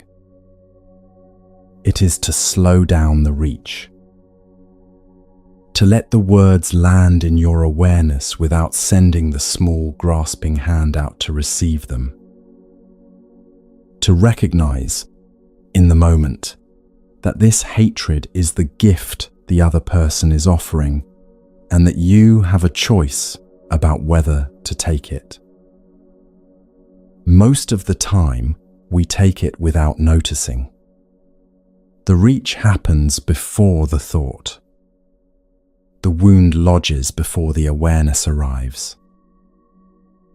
The story of Bharadvaja is the story of one man being shown by the simple example of a Buddha who did not take it, that there was a choice all along. A space had been there the whole time, between the words landing in the air and the words landing in him, and he had never noticed it because no one had ever modeled the use of that space for him. There may be a person in your life who comes at you with this kind of energy. Maybe it is occasional, maybe it is constant. Maybe you have known them for 30 years and you have been receiving their gift without question that whole time. Maybe they are someone you love, who in their own pain is unable to keep their pain contained, and you have been the closest available place for them to put it down. The teaching asks for one thing only, that the small grasping hand inside you stop reaching out automatically to take what they are offering. The changes it requires are inside you. Whether you stay in the room or eventually leave is a separate question. There is a quiet pride in the practice that grows over time. The pride of a person who has stopped being moved by the small daily winds that move other people around. Something more like an internal sovereignty. A stillness that is alive, available to respond, simply not knocked off center by what is being thrown. A man on the road can curse you, and you can hear it without taking it home with you. A relative at the family meal can say the unkind thing, and you can chew your food and answer or not answer, and the meal continues. When the hand stops reaching, the words begin to fall on a different surface. They are still words. You still hear them. You can even respond to them in a measured way if a response is needed. But they do not lodge. The next morning you do not wake up rehearsing them. They stay with the person who said them, the way uneaten food stays in the host's kitchen. And something in your nervous system, after enough practice, begins to recognize this as your normal state rather than as an achievement. You stop bracing for the next gift.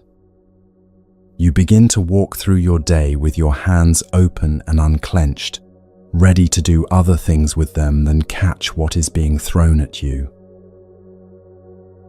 The teaching is for the times when you can stay in the room with the person and refuse the gift they are offering.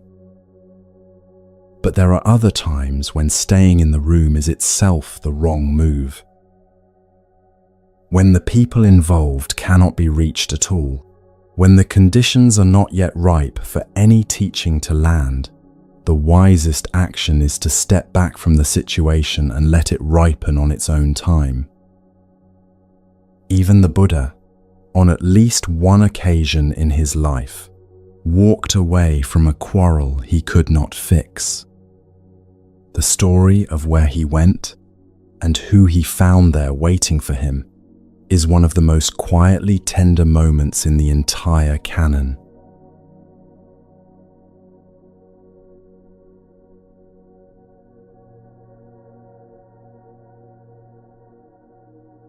It begins, as these things usually do, with something almost too small to be worth fighting about.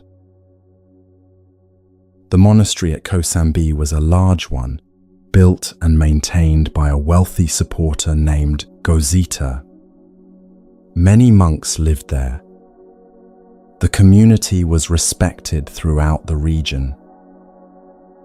A monk in the great monastery at Kosambi left a small amount of water in the basin he had used to wash himself. Another monk, a specialist in the discipline, I noticed it and pointed out that this was a minor breach of monastic protocol. The first monk acknowledged the breach. The second monk explained how to make the formal acknowledgement properly. The first monk, who was a senior teacher of the doctrine in his own right, performed the acknowledgement. Everything should have ended there. But the next day, the second monk was overheard saying that the first monk had not really understood what he had been confessing, that his acknowledgement had been incomplete. Word reached the first monk. The first monk's students felt that the second monk had insulted their teacher. The second monk's students felt that the first monk's students were defending an incomplete confession. Within a week, the monastery had 2 camps. Within 2 weeks, the camps were not eating together. Within a month, they were not even reciting the Patimokkha, the fortnightly recitation of the rules, in the same hall. These things grow. What had started with a small amount of water in a basin had become, within a few weeks, the most serious schism the Buddha's community had faced in his lifetime. Lay supporters were taking sides. Senior monks were sending letters. The whole future of the Sangha in Kosambi was at risk. The Buddha was staying at Gozita's monastery on the edge of the city. News of the dispute reached him. He went to the assembly of the quarrelling monks. He sat down among them. He spoke to them about the harm of quarrelling. He reminded them of the teachings on harmony. He pointed out, very gently, that the original disagreement had been about something so small it was barely an offence at all. He asked them to put it down. The monks listened politely, as monks listen politely to a teacher, and then a leading voice from one of the camps spoke up. "Lord," the monk said, "please do not trouble yourself with this matter. Stay at ease. We will handle it among ourselves." The Buddha went away. He came back a few days later. He spoke to them again, this time more directly. He told them the famous old story of King Digiti, whose son Dihavu refused to take revenge on the king who had executed his father because he remembered his father's last instruction. Hatred is never appeased by hatred, only by non-hatred. He let the story sit in the room. He waited. A leading voice from one of the camps, perhaps the same one, spoke up again. "Lord, please do not trouble yourself. Stay at ease. The matter is between us. We will handle it." The Buddha went away again. He came back a third time. This time he did not sit down among them. He stood at the edge of the assembly. He spoke a verse, very quietly, the kind of verse that monks learn in the first year of their training. "Others do not understand that we are all perishing here," the verse says. "Those who do understand it, their quarrels cease." He waited again to see whether the verse landed in any of the faces in the assembly. It did not. The faces of the leading monks of both camps were closed. The students of those leaders were looking at their leaders rather than at him. He saw, in that quiet moment, that the conditions for any teaching to take were not yet present in the room. The Buddha then spoke a different kind of verse. "If, while wandering, you find no companion equal or better, hold to a solitary course. There is no fellowship with fools." He turned and walked out of the assembly. The monks watched him go. They assumed he would return the next morning, as he had returned the previous times. He did not.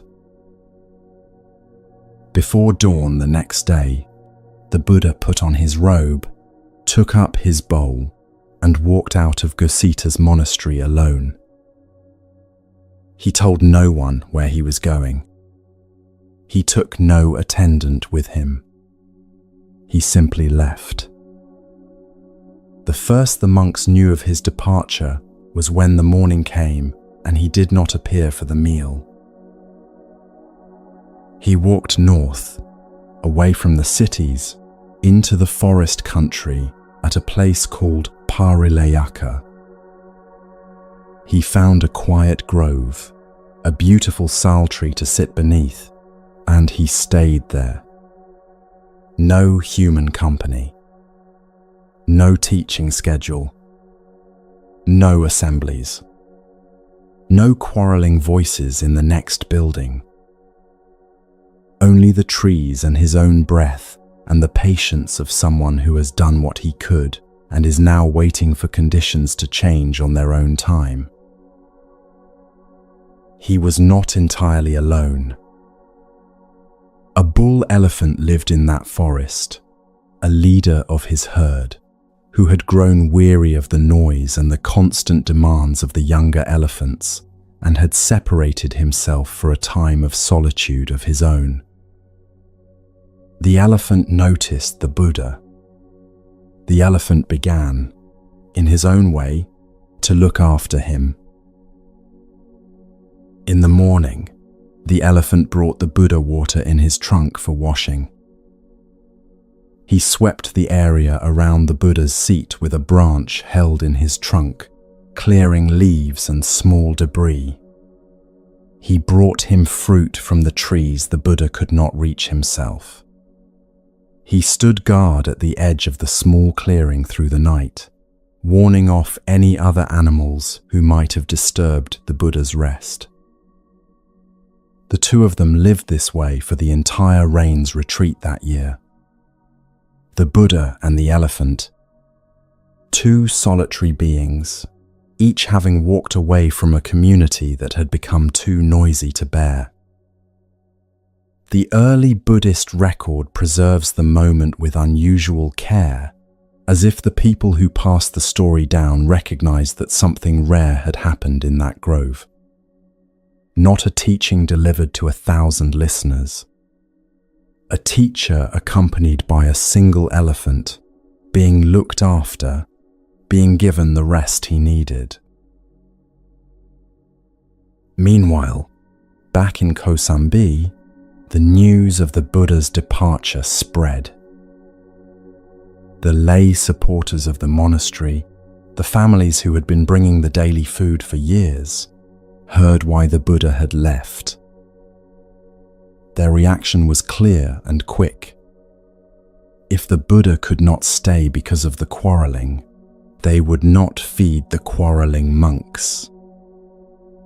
When the next morning's alms round came, the bowls came back empty. The lay people closed their doors. They greeted the monks coldly. They did not bow when the monks passed in the street. For the first few days, the monks of both camps maintained their positions. They told themselves that the lay people would come around. By the end of the first week, hunger had begun to do its work. The monks, who had been so certain about the original infraction, began to wonder whether the position they were defending had really been worth the loss of their teacher, the loss of their food, the loss of their standing in the community. The monks who had been so certain about the formal procedures of confession began to wonder the same thing. It took some weeks, but eventually, through the slow pressure of hunger and disgrace, both camps came to the same recognition. They had let a small thing become a large thing.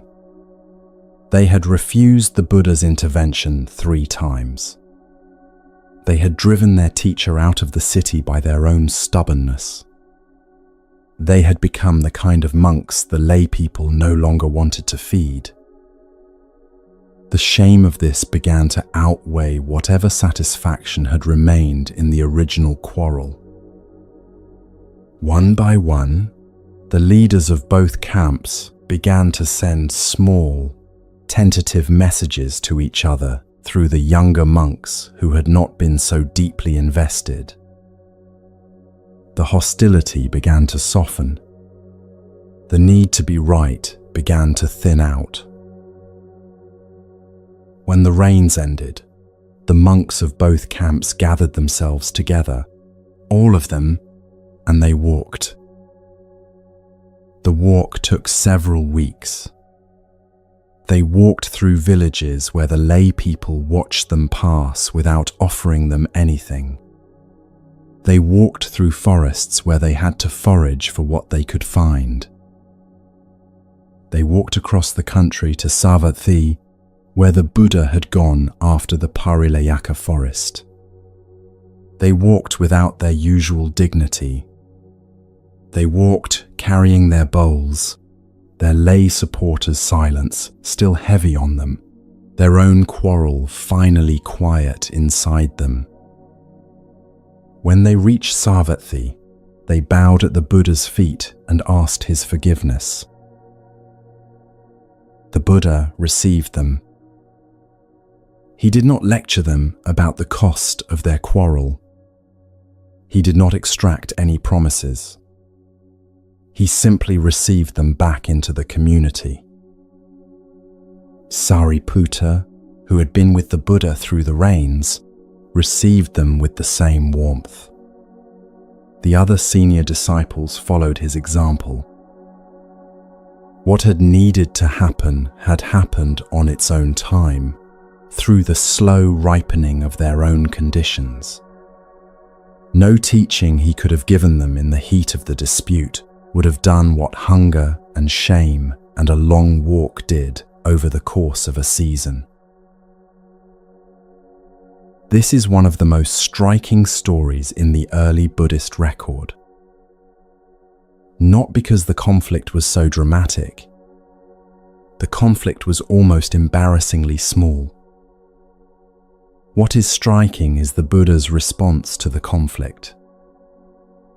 He tried 3 times to intervene. When his interventions could not land, he stopped trying.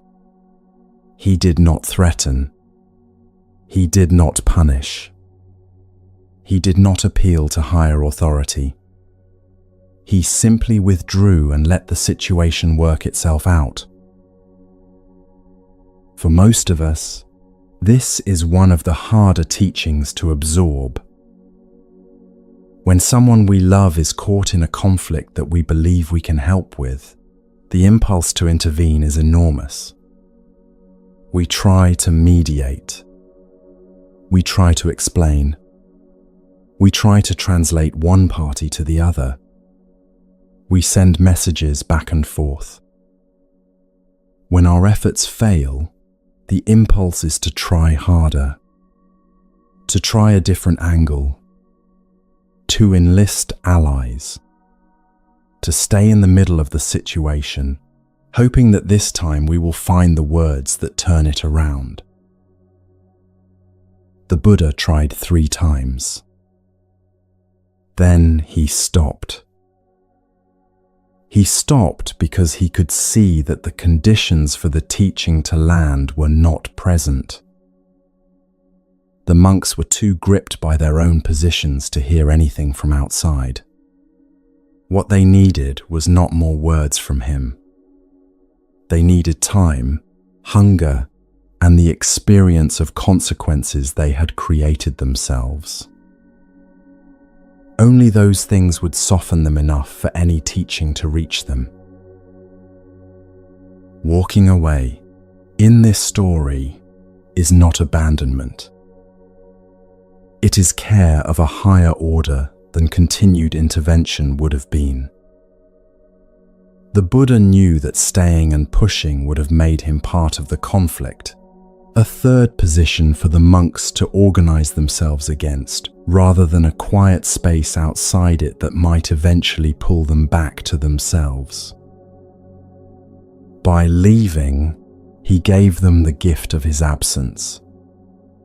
The absence was the teaching. They had to taste, in his absence, what their quarrel had cost them. No one could have explained that to them in advance with any words. You may have a person in your life right now who is caught in a conflict you cannot fix for them. Maybe it is a sibling and a parent. Maybe it is a friend and their partner. Maybe it is 2 parts of your own family that have stopped speaking and refuse to acknowledge each other at gatherings. You have probably already tried to mediate. You have probably already tried to translate. You have probably noticed that nothing you say lands. The teaching from the Paralayaka forest is that this is information. Information that the conditions are not yet ripe for any intervention you could offer.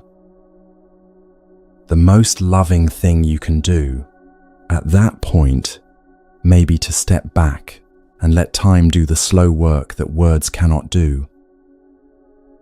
Hunger, in their case, will look like the natural consequences of how they are choosing to live. Disgrace, in their case, will look like the slow withdrawal of the people whose support they had taken for granted. When the conditions ripen, they will know.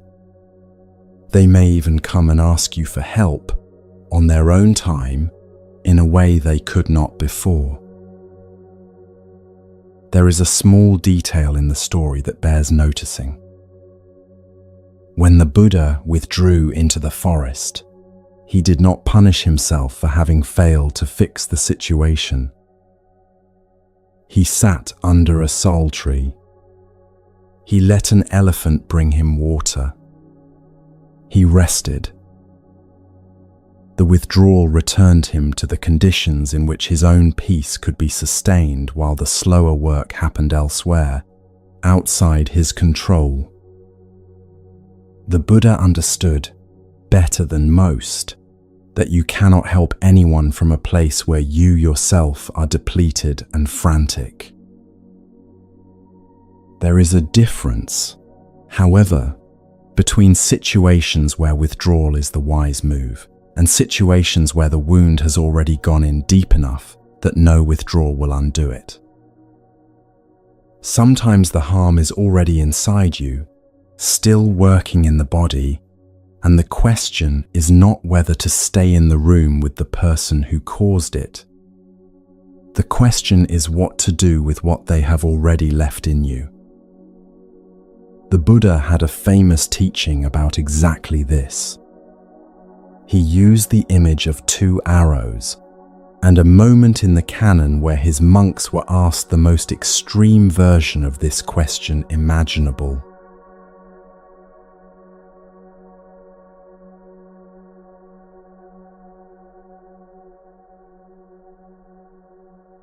Imagine, the Buddha said one afternoon to his monks, that an untrained person is shot in the body by an arrow.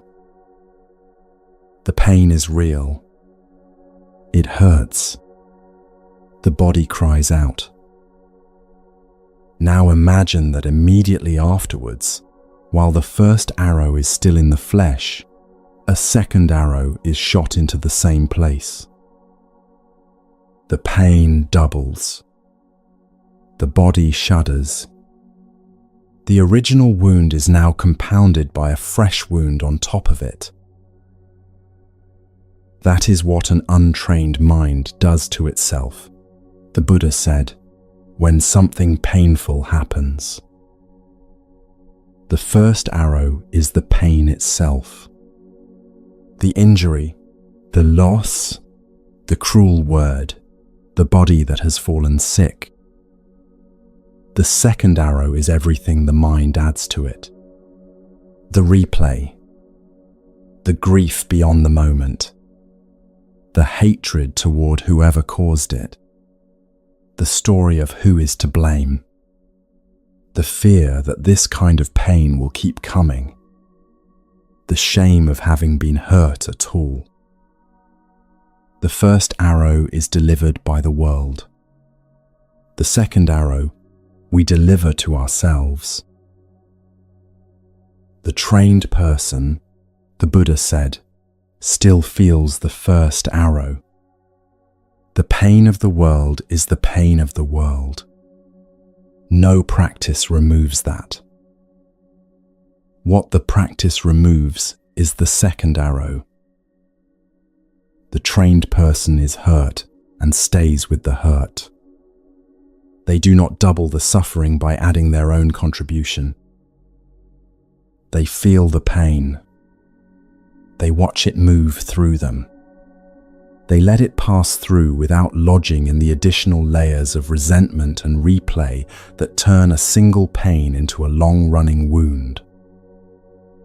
The first arrow is unavoidable. The second arrow is optional. Most of the suffering of a human life is the second arrow, fired by the same hand that has been wounded. This is one of the simplest teachings in the early Buddhist record. It is also one of the hardest to put into practice. The first arrow has already happened by the time you notice anything. The practice cannot reach back through time and prevent it. The second arrow is the one we have a choice about. And we shoot it, almost always, before we have realized we have a choice. Sit for a moment with the wounds you are carrying tonight. The harsh thing someone said to you this week. The relationship that ended in a way you did not understand. The decision someone close to you made that has rearranged your life. The illness in the body that you did not ask for and that will not yet leave. The first arrow, in each case, is the thing itself. The second arrow is what your mind has been doing with the thing for the last several days, or several months, or several years. Notice, as you sit with it, how much of the suffering is the second arrow, The original injury was a moment. The replay has been going on much longer. The story about whose fault it is has been going on much longer. The list of grievances that grew out of it has been going on much longer. The first arrow lasted a few seconds. The second arrow has been firing over and over, ever since. This is the Buddha's first teaching on the matter, from a discourse called the Salatha Sutta, the discourse on the dart. The simpler one, the one that anyone who has lived for a few decades can recognize as true. The teaching has been preserved with great care because it is the foundation of every later Buddhist teaching on suffering. Pain is one thing. What we add to it is another. The path of practice works on the second, not the first. He had a second teaching on the same subject for those who were ready for it, and the second teaching is harder to receive. It comes from a discourse called the Simile of the Saw, the Kakakupama Sutta. The Buddha was teaching his monks about the practice of patience under provocation. The discourse arose because of a particular monk in the assembly who was being difficult, who was rumored to take correction badly, who had been quarreling with other monks over small matters. The Buddha was speaking, in part, for that monk's benefit. He had given them several examples, each one stronger than the last, of how the heart should be trained to remain steady in the face of unkind speech and unkind action. Then he came to the strongest example he could find. "Monks," he said, "even if bandits should seize you and saw your limbs from your body with a two-handled saw, if you let your mind become hostile toward them, you would not be following my teaching." The image is shocking. The Buddha intends it to be shocking. He is not asking his monks to imagine a small annoyance. He is asking them to imagine the most extreme physical violation a human being can experience, happening slowly while they watch. And he is telling them that even there, even in that situation, the practice of non-hatred is the practice he is offering them. The first time most people hear this teaching, they do one of two things. They reject it as impossible, or they suspect it of being a kind of spiritual cruelty, as though the Buddha were asking his students to perform an inhuman saintliness in the face of horrific harm. Both responses miss what he was actually doing. The Buddha was setting the upper boundary of what the practice eventually reaches. He chose the most extreme image he could find precisely so that the smaller daily cases would seem manageable in comparison. He was saying, in effect, the heart can, with enough training, remain free of hatred even at the most extreme limit imaginable. Therefore, the smaller cases, the daily insults and disappointments and cruelties that you actually face, are well within the reach of this practice. The simile of the saw is a measure of the heart's reach. It is the Buddha showing his monks the size of the territory the heart is capable of holding, so that they will stop assuming their daily provocations are too large to bring under the practice. If the heart can, in principle, remain free of hatred even at the limit of physical violation, then the heart can certainly remain free of hatred at the level of the criticism your colleague made about your work, the comment your in-law made at dinner, the letter that did not arrive, the apology that was never offered. The reach of the practice is much larger than the reach of any of the small daily things that hurt us. Apply the measure to your own life. The thing that hurt you this week, the cruel word, the broken promise, the relationship that turned cold, place it in the same room as the bandits with the saw. See the relative size. The bandits with the saw are an extreme that you will almost certainly never face. The cruel word is something the Buddha would say is well within the heart's training to meet without hatred. The measure does not minimize your hurt. Your hurt is real. Your wound is real. What the measure does is place the wound in a perspective that the heart can begin to work with, rather than leaving it to grow into something that feels too large to be addressed at all. Now combine the two teachings. The first teaching tells you that the second arrow is the one you have a choice about.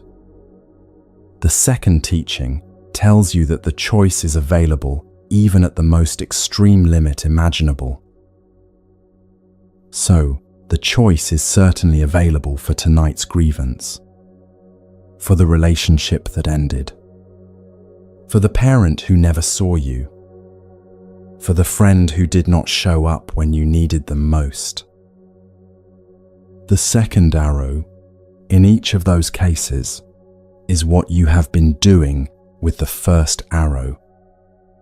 And the doing, the Buddha was patient enough to teach, can stop.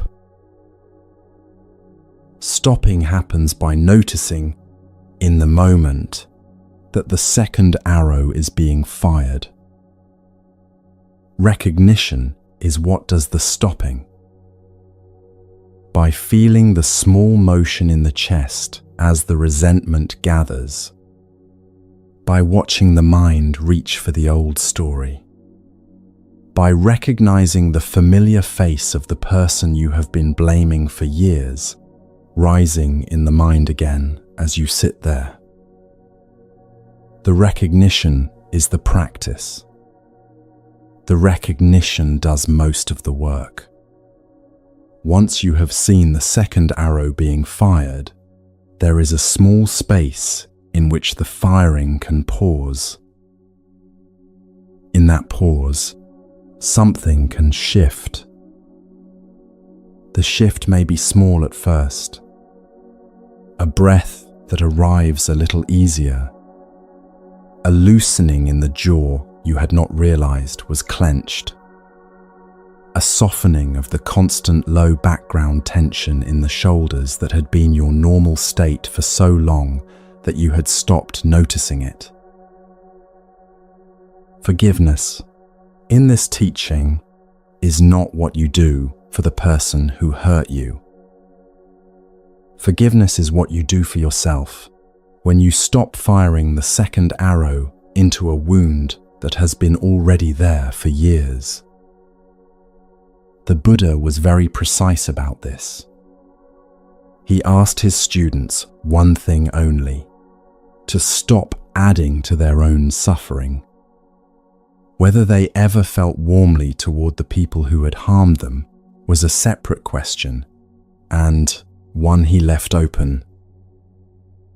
The person who hurt you may be alive. They may be dead. They may be unaware of the whole long history of what they did to you. They may be sitting in their own life feeling perfectly fine while you are in your bed at night with the wound still open. None of that matters to the practice. The practice is between you and the second arrow.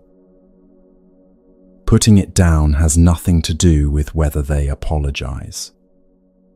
Putting it down has nothing to do with whether you forget what they did. Putting it down has only to do with the small, grasping movement inside you that keeps reaching for the next arrow to fire. There is something else worth saying about this practice. For the person who has been carrying a particular hurt for a very long time, the hurt may have become part of how you understand who you are. You may have built parts of your identity around the wound. Letting the second arrow fall may feel, at first, like losing a piece of yourself. This is normal. The grief of putting down a long-held resentment is real. What you are losing is the thing the wound has been making you carry, day after day, for years. The version of you that emerges underneath the wound is still you, simply lighter. What is left, when the second arrow has stopped being fired, is you without the resentment. A version of you that you may not have met in a long time. The Buddha did not promise that this practice would be easy. He told his monks the simile of the saw because he knew exactly how far the practice was being asked to reach. He did not pretend the reach was small. He simply offered the measure and trusted that those who had been practicing long enough could see for themselves where their own daily cases sat in relation to it. For tonight, the practice is small. Notice one second arrow you have been firing this week. One person whose face has been arriving in your mind with hot energy attached to it. One conversation you have been replaying. One injury you have been re-examining, trying to see it again, trying to find the angle from which the other person was wholly wrong. Just notice that the second arrow is in your hand. Notice that you are the one firing it. Notice that the firing can, in this moment at least, stop. The teaching does not require you to feel warmly toward the person who hurt you. It does not require you to call them. It does not require you to write the letter you have been composing in your head for years. It only requires that you put down, for tonight, the small grasping movement inside you that keeps reaching for the next arrow. Tomorrow you may pick it up again. That is allowed. Each time you put it down, the putting down becomes a little more available. Each time you notice it being fired, the noticing arrives a little earlier in the cycle. The first time, you may notice an hour later. The next time, a few minutes later. Eventually, the noticing will arrive at the moment of firing, and the arrow will be put down before it has fully left your hand. Over months and years, the practice becomes the way you live, rather than something you remember to do. When the second arrow has been laid down for long enough, something becomes possible that was not possible before. You can begin to see the people who hurt you as they actually were, not as you needed them to be. They were people limited by their own conditioning, their own pain, their own conditions of arising. They were doing what they could from inside their own lives, with whatever capacity they had. Sometimes that capacity was small. Sometimes it caused real harm. But it was the capacity they had. And asking them to have been someone they were not was its own kind of second arrow, fired across the years at a person who never had what you needed.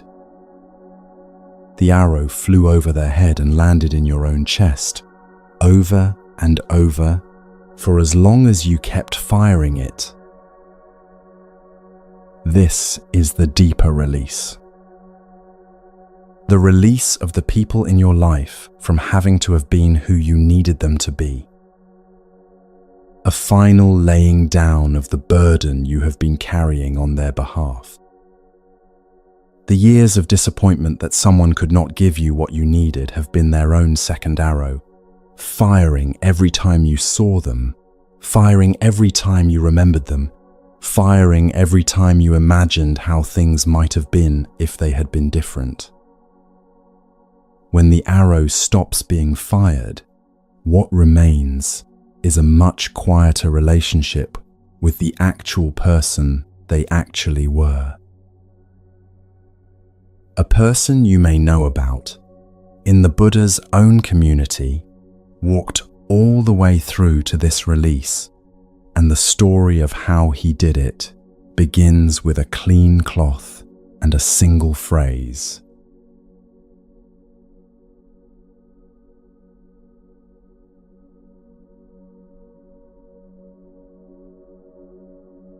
In a town called Rajagaha, at the edge of the marketplace, there is a potter's shed. The roof is low. The walls are mud brick. The floor is bare earth. A pile of unfired clay vessels stands in one corner, waiting for the kiln. The potter's wheel rests in another corner, the leather thong that drives it loose on the floor. A traveller has been given permission to spend the night here. The traveller is a man named Pukusati. He has come a long way to be in this town. He was once the king of a small country far to the north, a friend of King Bimbisara of Magadha by correspondence, though the two of them had never met in person. A year ago, Bimbisara had sent him a letter describing a new teacher who had appeared in the world. The letter contained the basic outline of the teaching: the four truths, the path, the marks of awakening. Pukusati had read the letter many times. Something in him had recognized what was being described in a way that nothing else in his life had ever been recognized. Without consulting his ministers, without arranging a successor, Pukusati had given up his throne. He had cut his hair. He had put on the yellow robe of a wandering monk. He had taken up the bowl. He had set out on foot for the country where the teacher was said to live. The journey had taken months. He had never once seen the man he was going to find. He carried only the description in the letter and the certainty in his own body that this was where he needed to go. He has reached Rajagaha tonight. He has not yet found the teacher.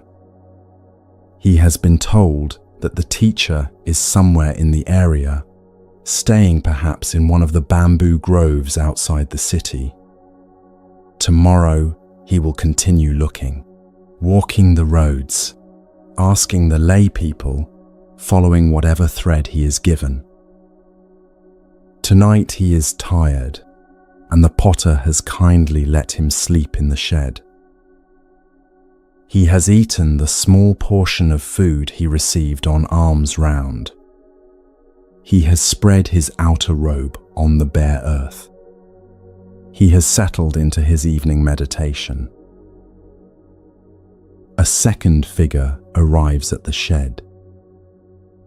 Another monk, by the look of him. An older man with a calm face and an unhurried way of moving. He stops at the doorway. He asks Pukusati, very politely, whether there is room in the shed for one more for the night. Pukkasati looks up from his meditation. He sees a stranger in the doorway, a monk like himself by the look of the robes. He does not know who this person is. He has never seen this face before. He gestures to the empty space across from him.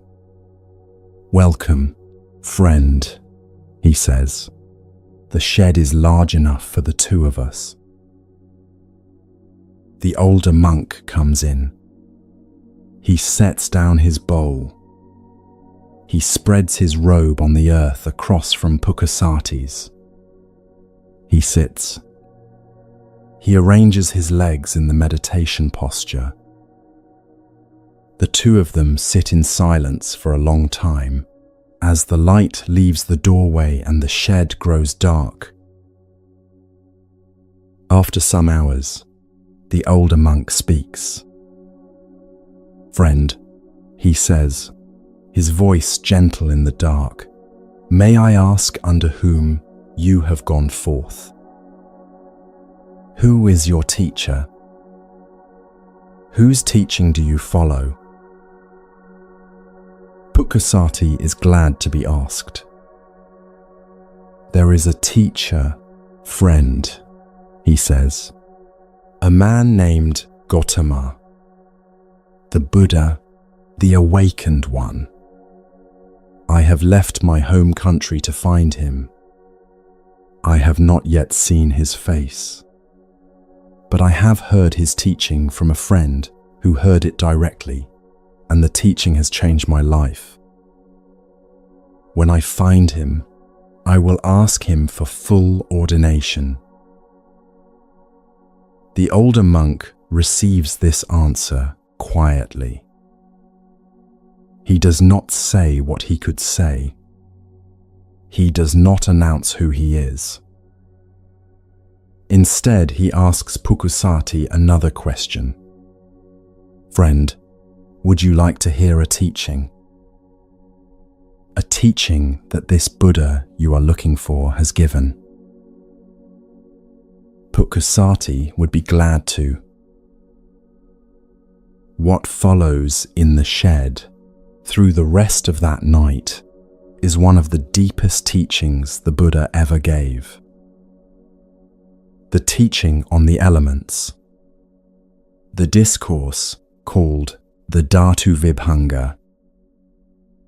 The Buddha walks Pukkasati through what a person actually is, at the level of the elements that make up the body. Earth, water, fire, air, space, consciousness. He shows him, step by patient step, that none of these is what a person finally is. A person is the place where these elements come together for a time and then come apart. The teaching is one that Brahmin philosophers had argued about for centuries. The Buddha gives it to a stranger in a potter's shed by the light of a single oil lamp, as if it were the most ordinary gift in the world. Pukkasati listens. Something opens in him as the teaching unfolds. Each element is named. Each is shown to be subject to change. Each is shown to be unable to bear the weight of being what a person ultimately is. The teaching moves on through perception, through feeling, through the way consciousness arises in dependence on the senses. Pukkasati's mind keeps pace, following each move. He has been hungry for this teaching his whole life. He had not realized, until tonight, just how hungry. Somewhere in the middle of the long teaching, Pukkasati understands something that has nothing to do with the content of the teaching. He understands who the teacher is. The man across from him in the dark of the potter's shed, the man he had been calling friend all evening, is the teacher he has crossed countries to find. He stops the older monk gently. He prostrates on the earth between them. "Lord," he says, his voice unsteady, "please forgive me. I addressed you as friend. I did not know. I should not have presumed." The Buddha waits for him to finish. He does not lift Pukkasati up immediately. He lets him have the moment of his prostration. Then he speaks the small, ordinary words of a teacher accepting an apology that did not really need to be made. "Friend," he says, using the same word Pukkasati had been using all evening. The wholesome confession is acknowledged. The way you addressed me was the way one fellow practitioner addresses another. It was not a fault. Now sit. The teaching is not yet finished. Pukkasati sits. The teaching continues.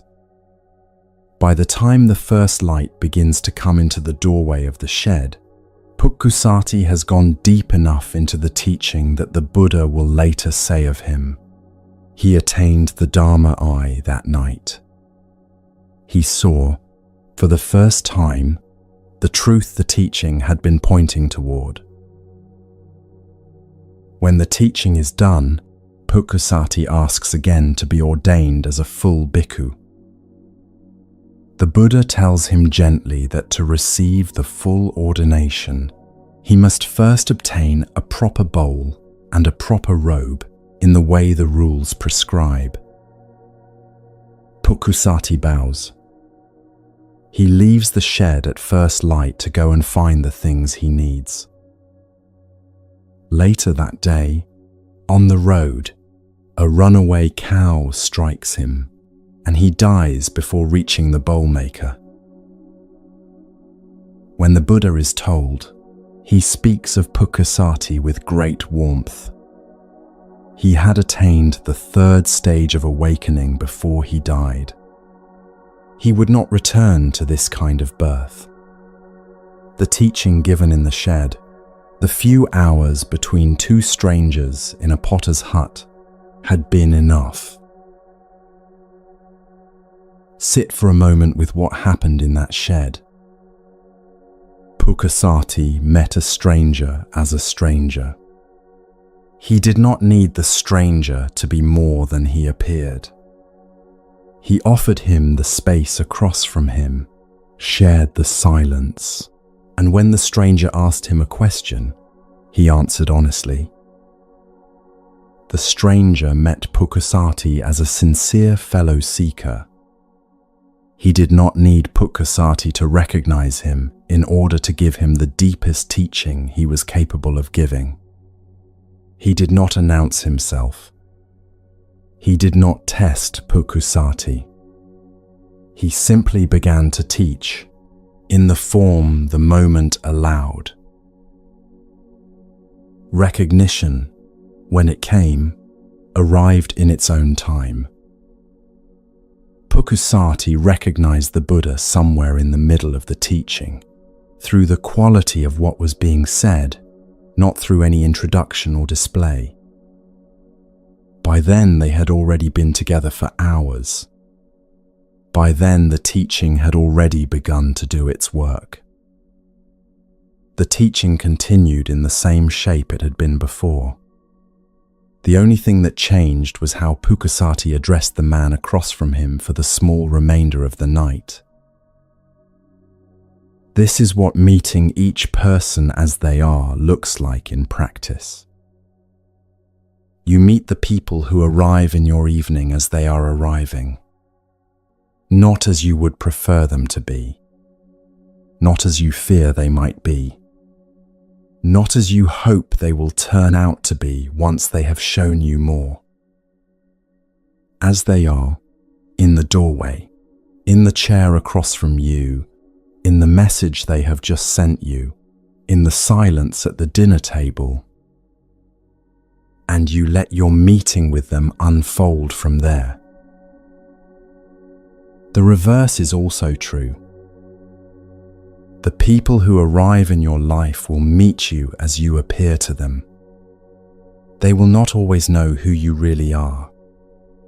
They will not always recognize the teacher in you, the wisdom in you, the kindness in you. The Buddha did not need Pukusati to recognize him in order to teach. You will not always need the people in your life to recognize you in order to give them what is yours to give. Recognition, when it comes, will come in its own time, or it will not come at all. Either way, the teaching can be given, the kindness can be offered, the presence can be brought to the room. There is one more layer to this story, and it concerns the long view. Pukusati and the Buddha had never met in this lifetime. They had, however, met countless times before.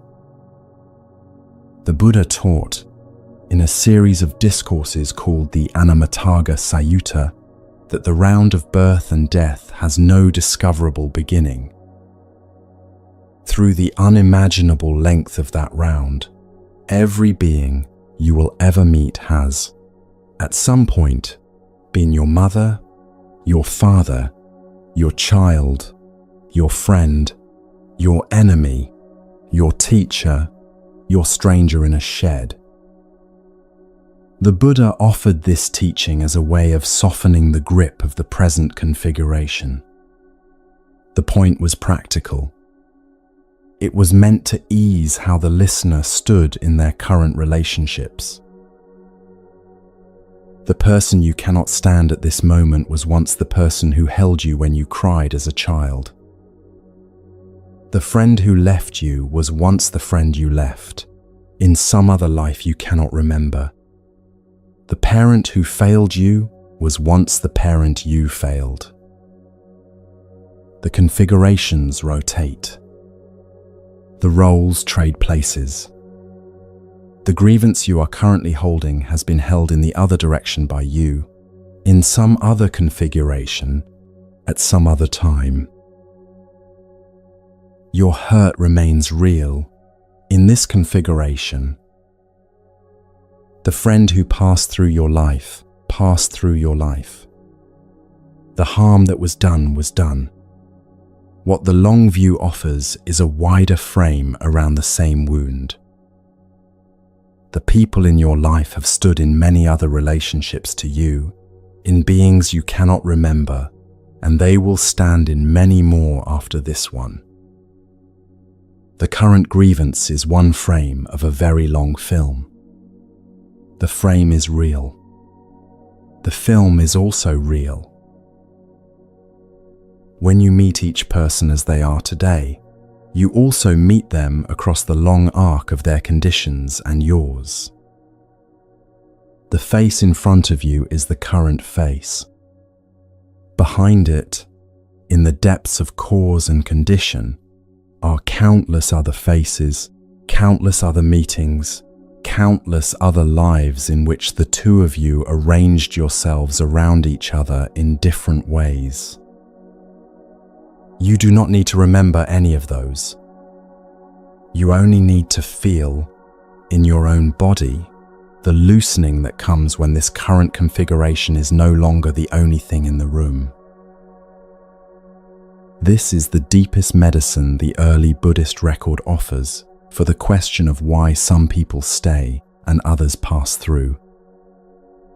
Some stay because the present conditions hold them close to you. Some pass through because the present conditions only place them on your road for a stretch. Neither the staying nor the passing is the whole story of who they are or who you are or what the two of you have ever been to each other. Each meeting is a frame in a much longer arrangement of causes and conditions, meeting itself, rearranging, meeting again. Tonight, if there is one person whose absence is heavy in your life, let the long view enter the heaviness for a moment. They are not gone in any final sense. They are simply not in this configuration with you anymore. The heaviness is the weight of the present frame, not the weight of the whole film. And tonight, if there is one person whose presence is difficult, let the long view enter that difficulty too. They are not the whole of who they have ever been to you. They are not the whole of who you have ever been to them. The current configuration is one moment in a very long mutual journey, and the moment can be met as it is without having to be more than it is.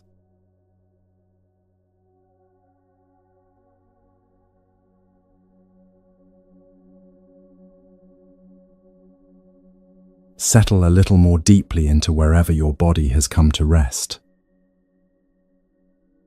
The shoulders, the jaw, the small place at the base of the neck where the day's tension always settles. The people you have been thinking about as you listened are still there in the long arrangement of your life. The ones who walked all the way to the edge with you. The ones who could not follow. The ones whose hatred you no longer have to take in. The ones whose absence was its own kind of teaching.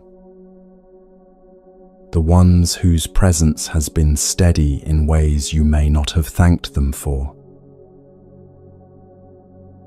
You are met by them as you are tonight. You meet them as they are tonight. The configuration of who is beside you and who has slipped past does not need to be the whole story of who you are. For these few hours, you have been in the company of people who lived a long time ago and learned a few things worth keeping. A man being attended at the edge of his life by a friend who knew exactly what to say. A queen who answered a king's question honestly at first light. An elephant in a quiet forest looking after a tired teacher. A stranger in a potter's shed offering the seat across from him to whoever might come. Let your breath find its slowest natural shape. Let the body have the rest it has been asking for. You are held in something larger than the present configuration.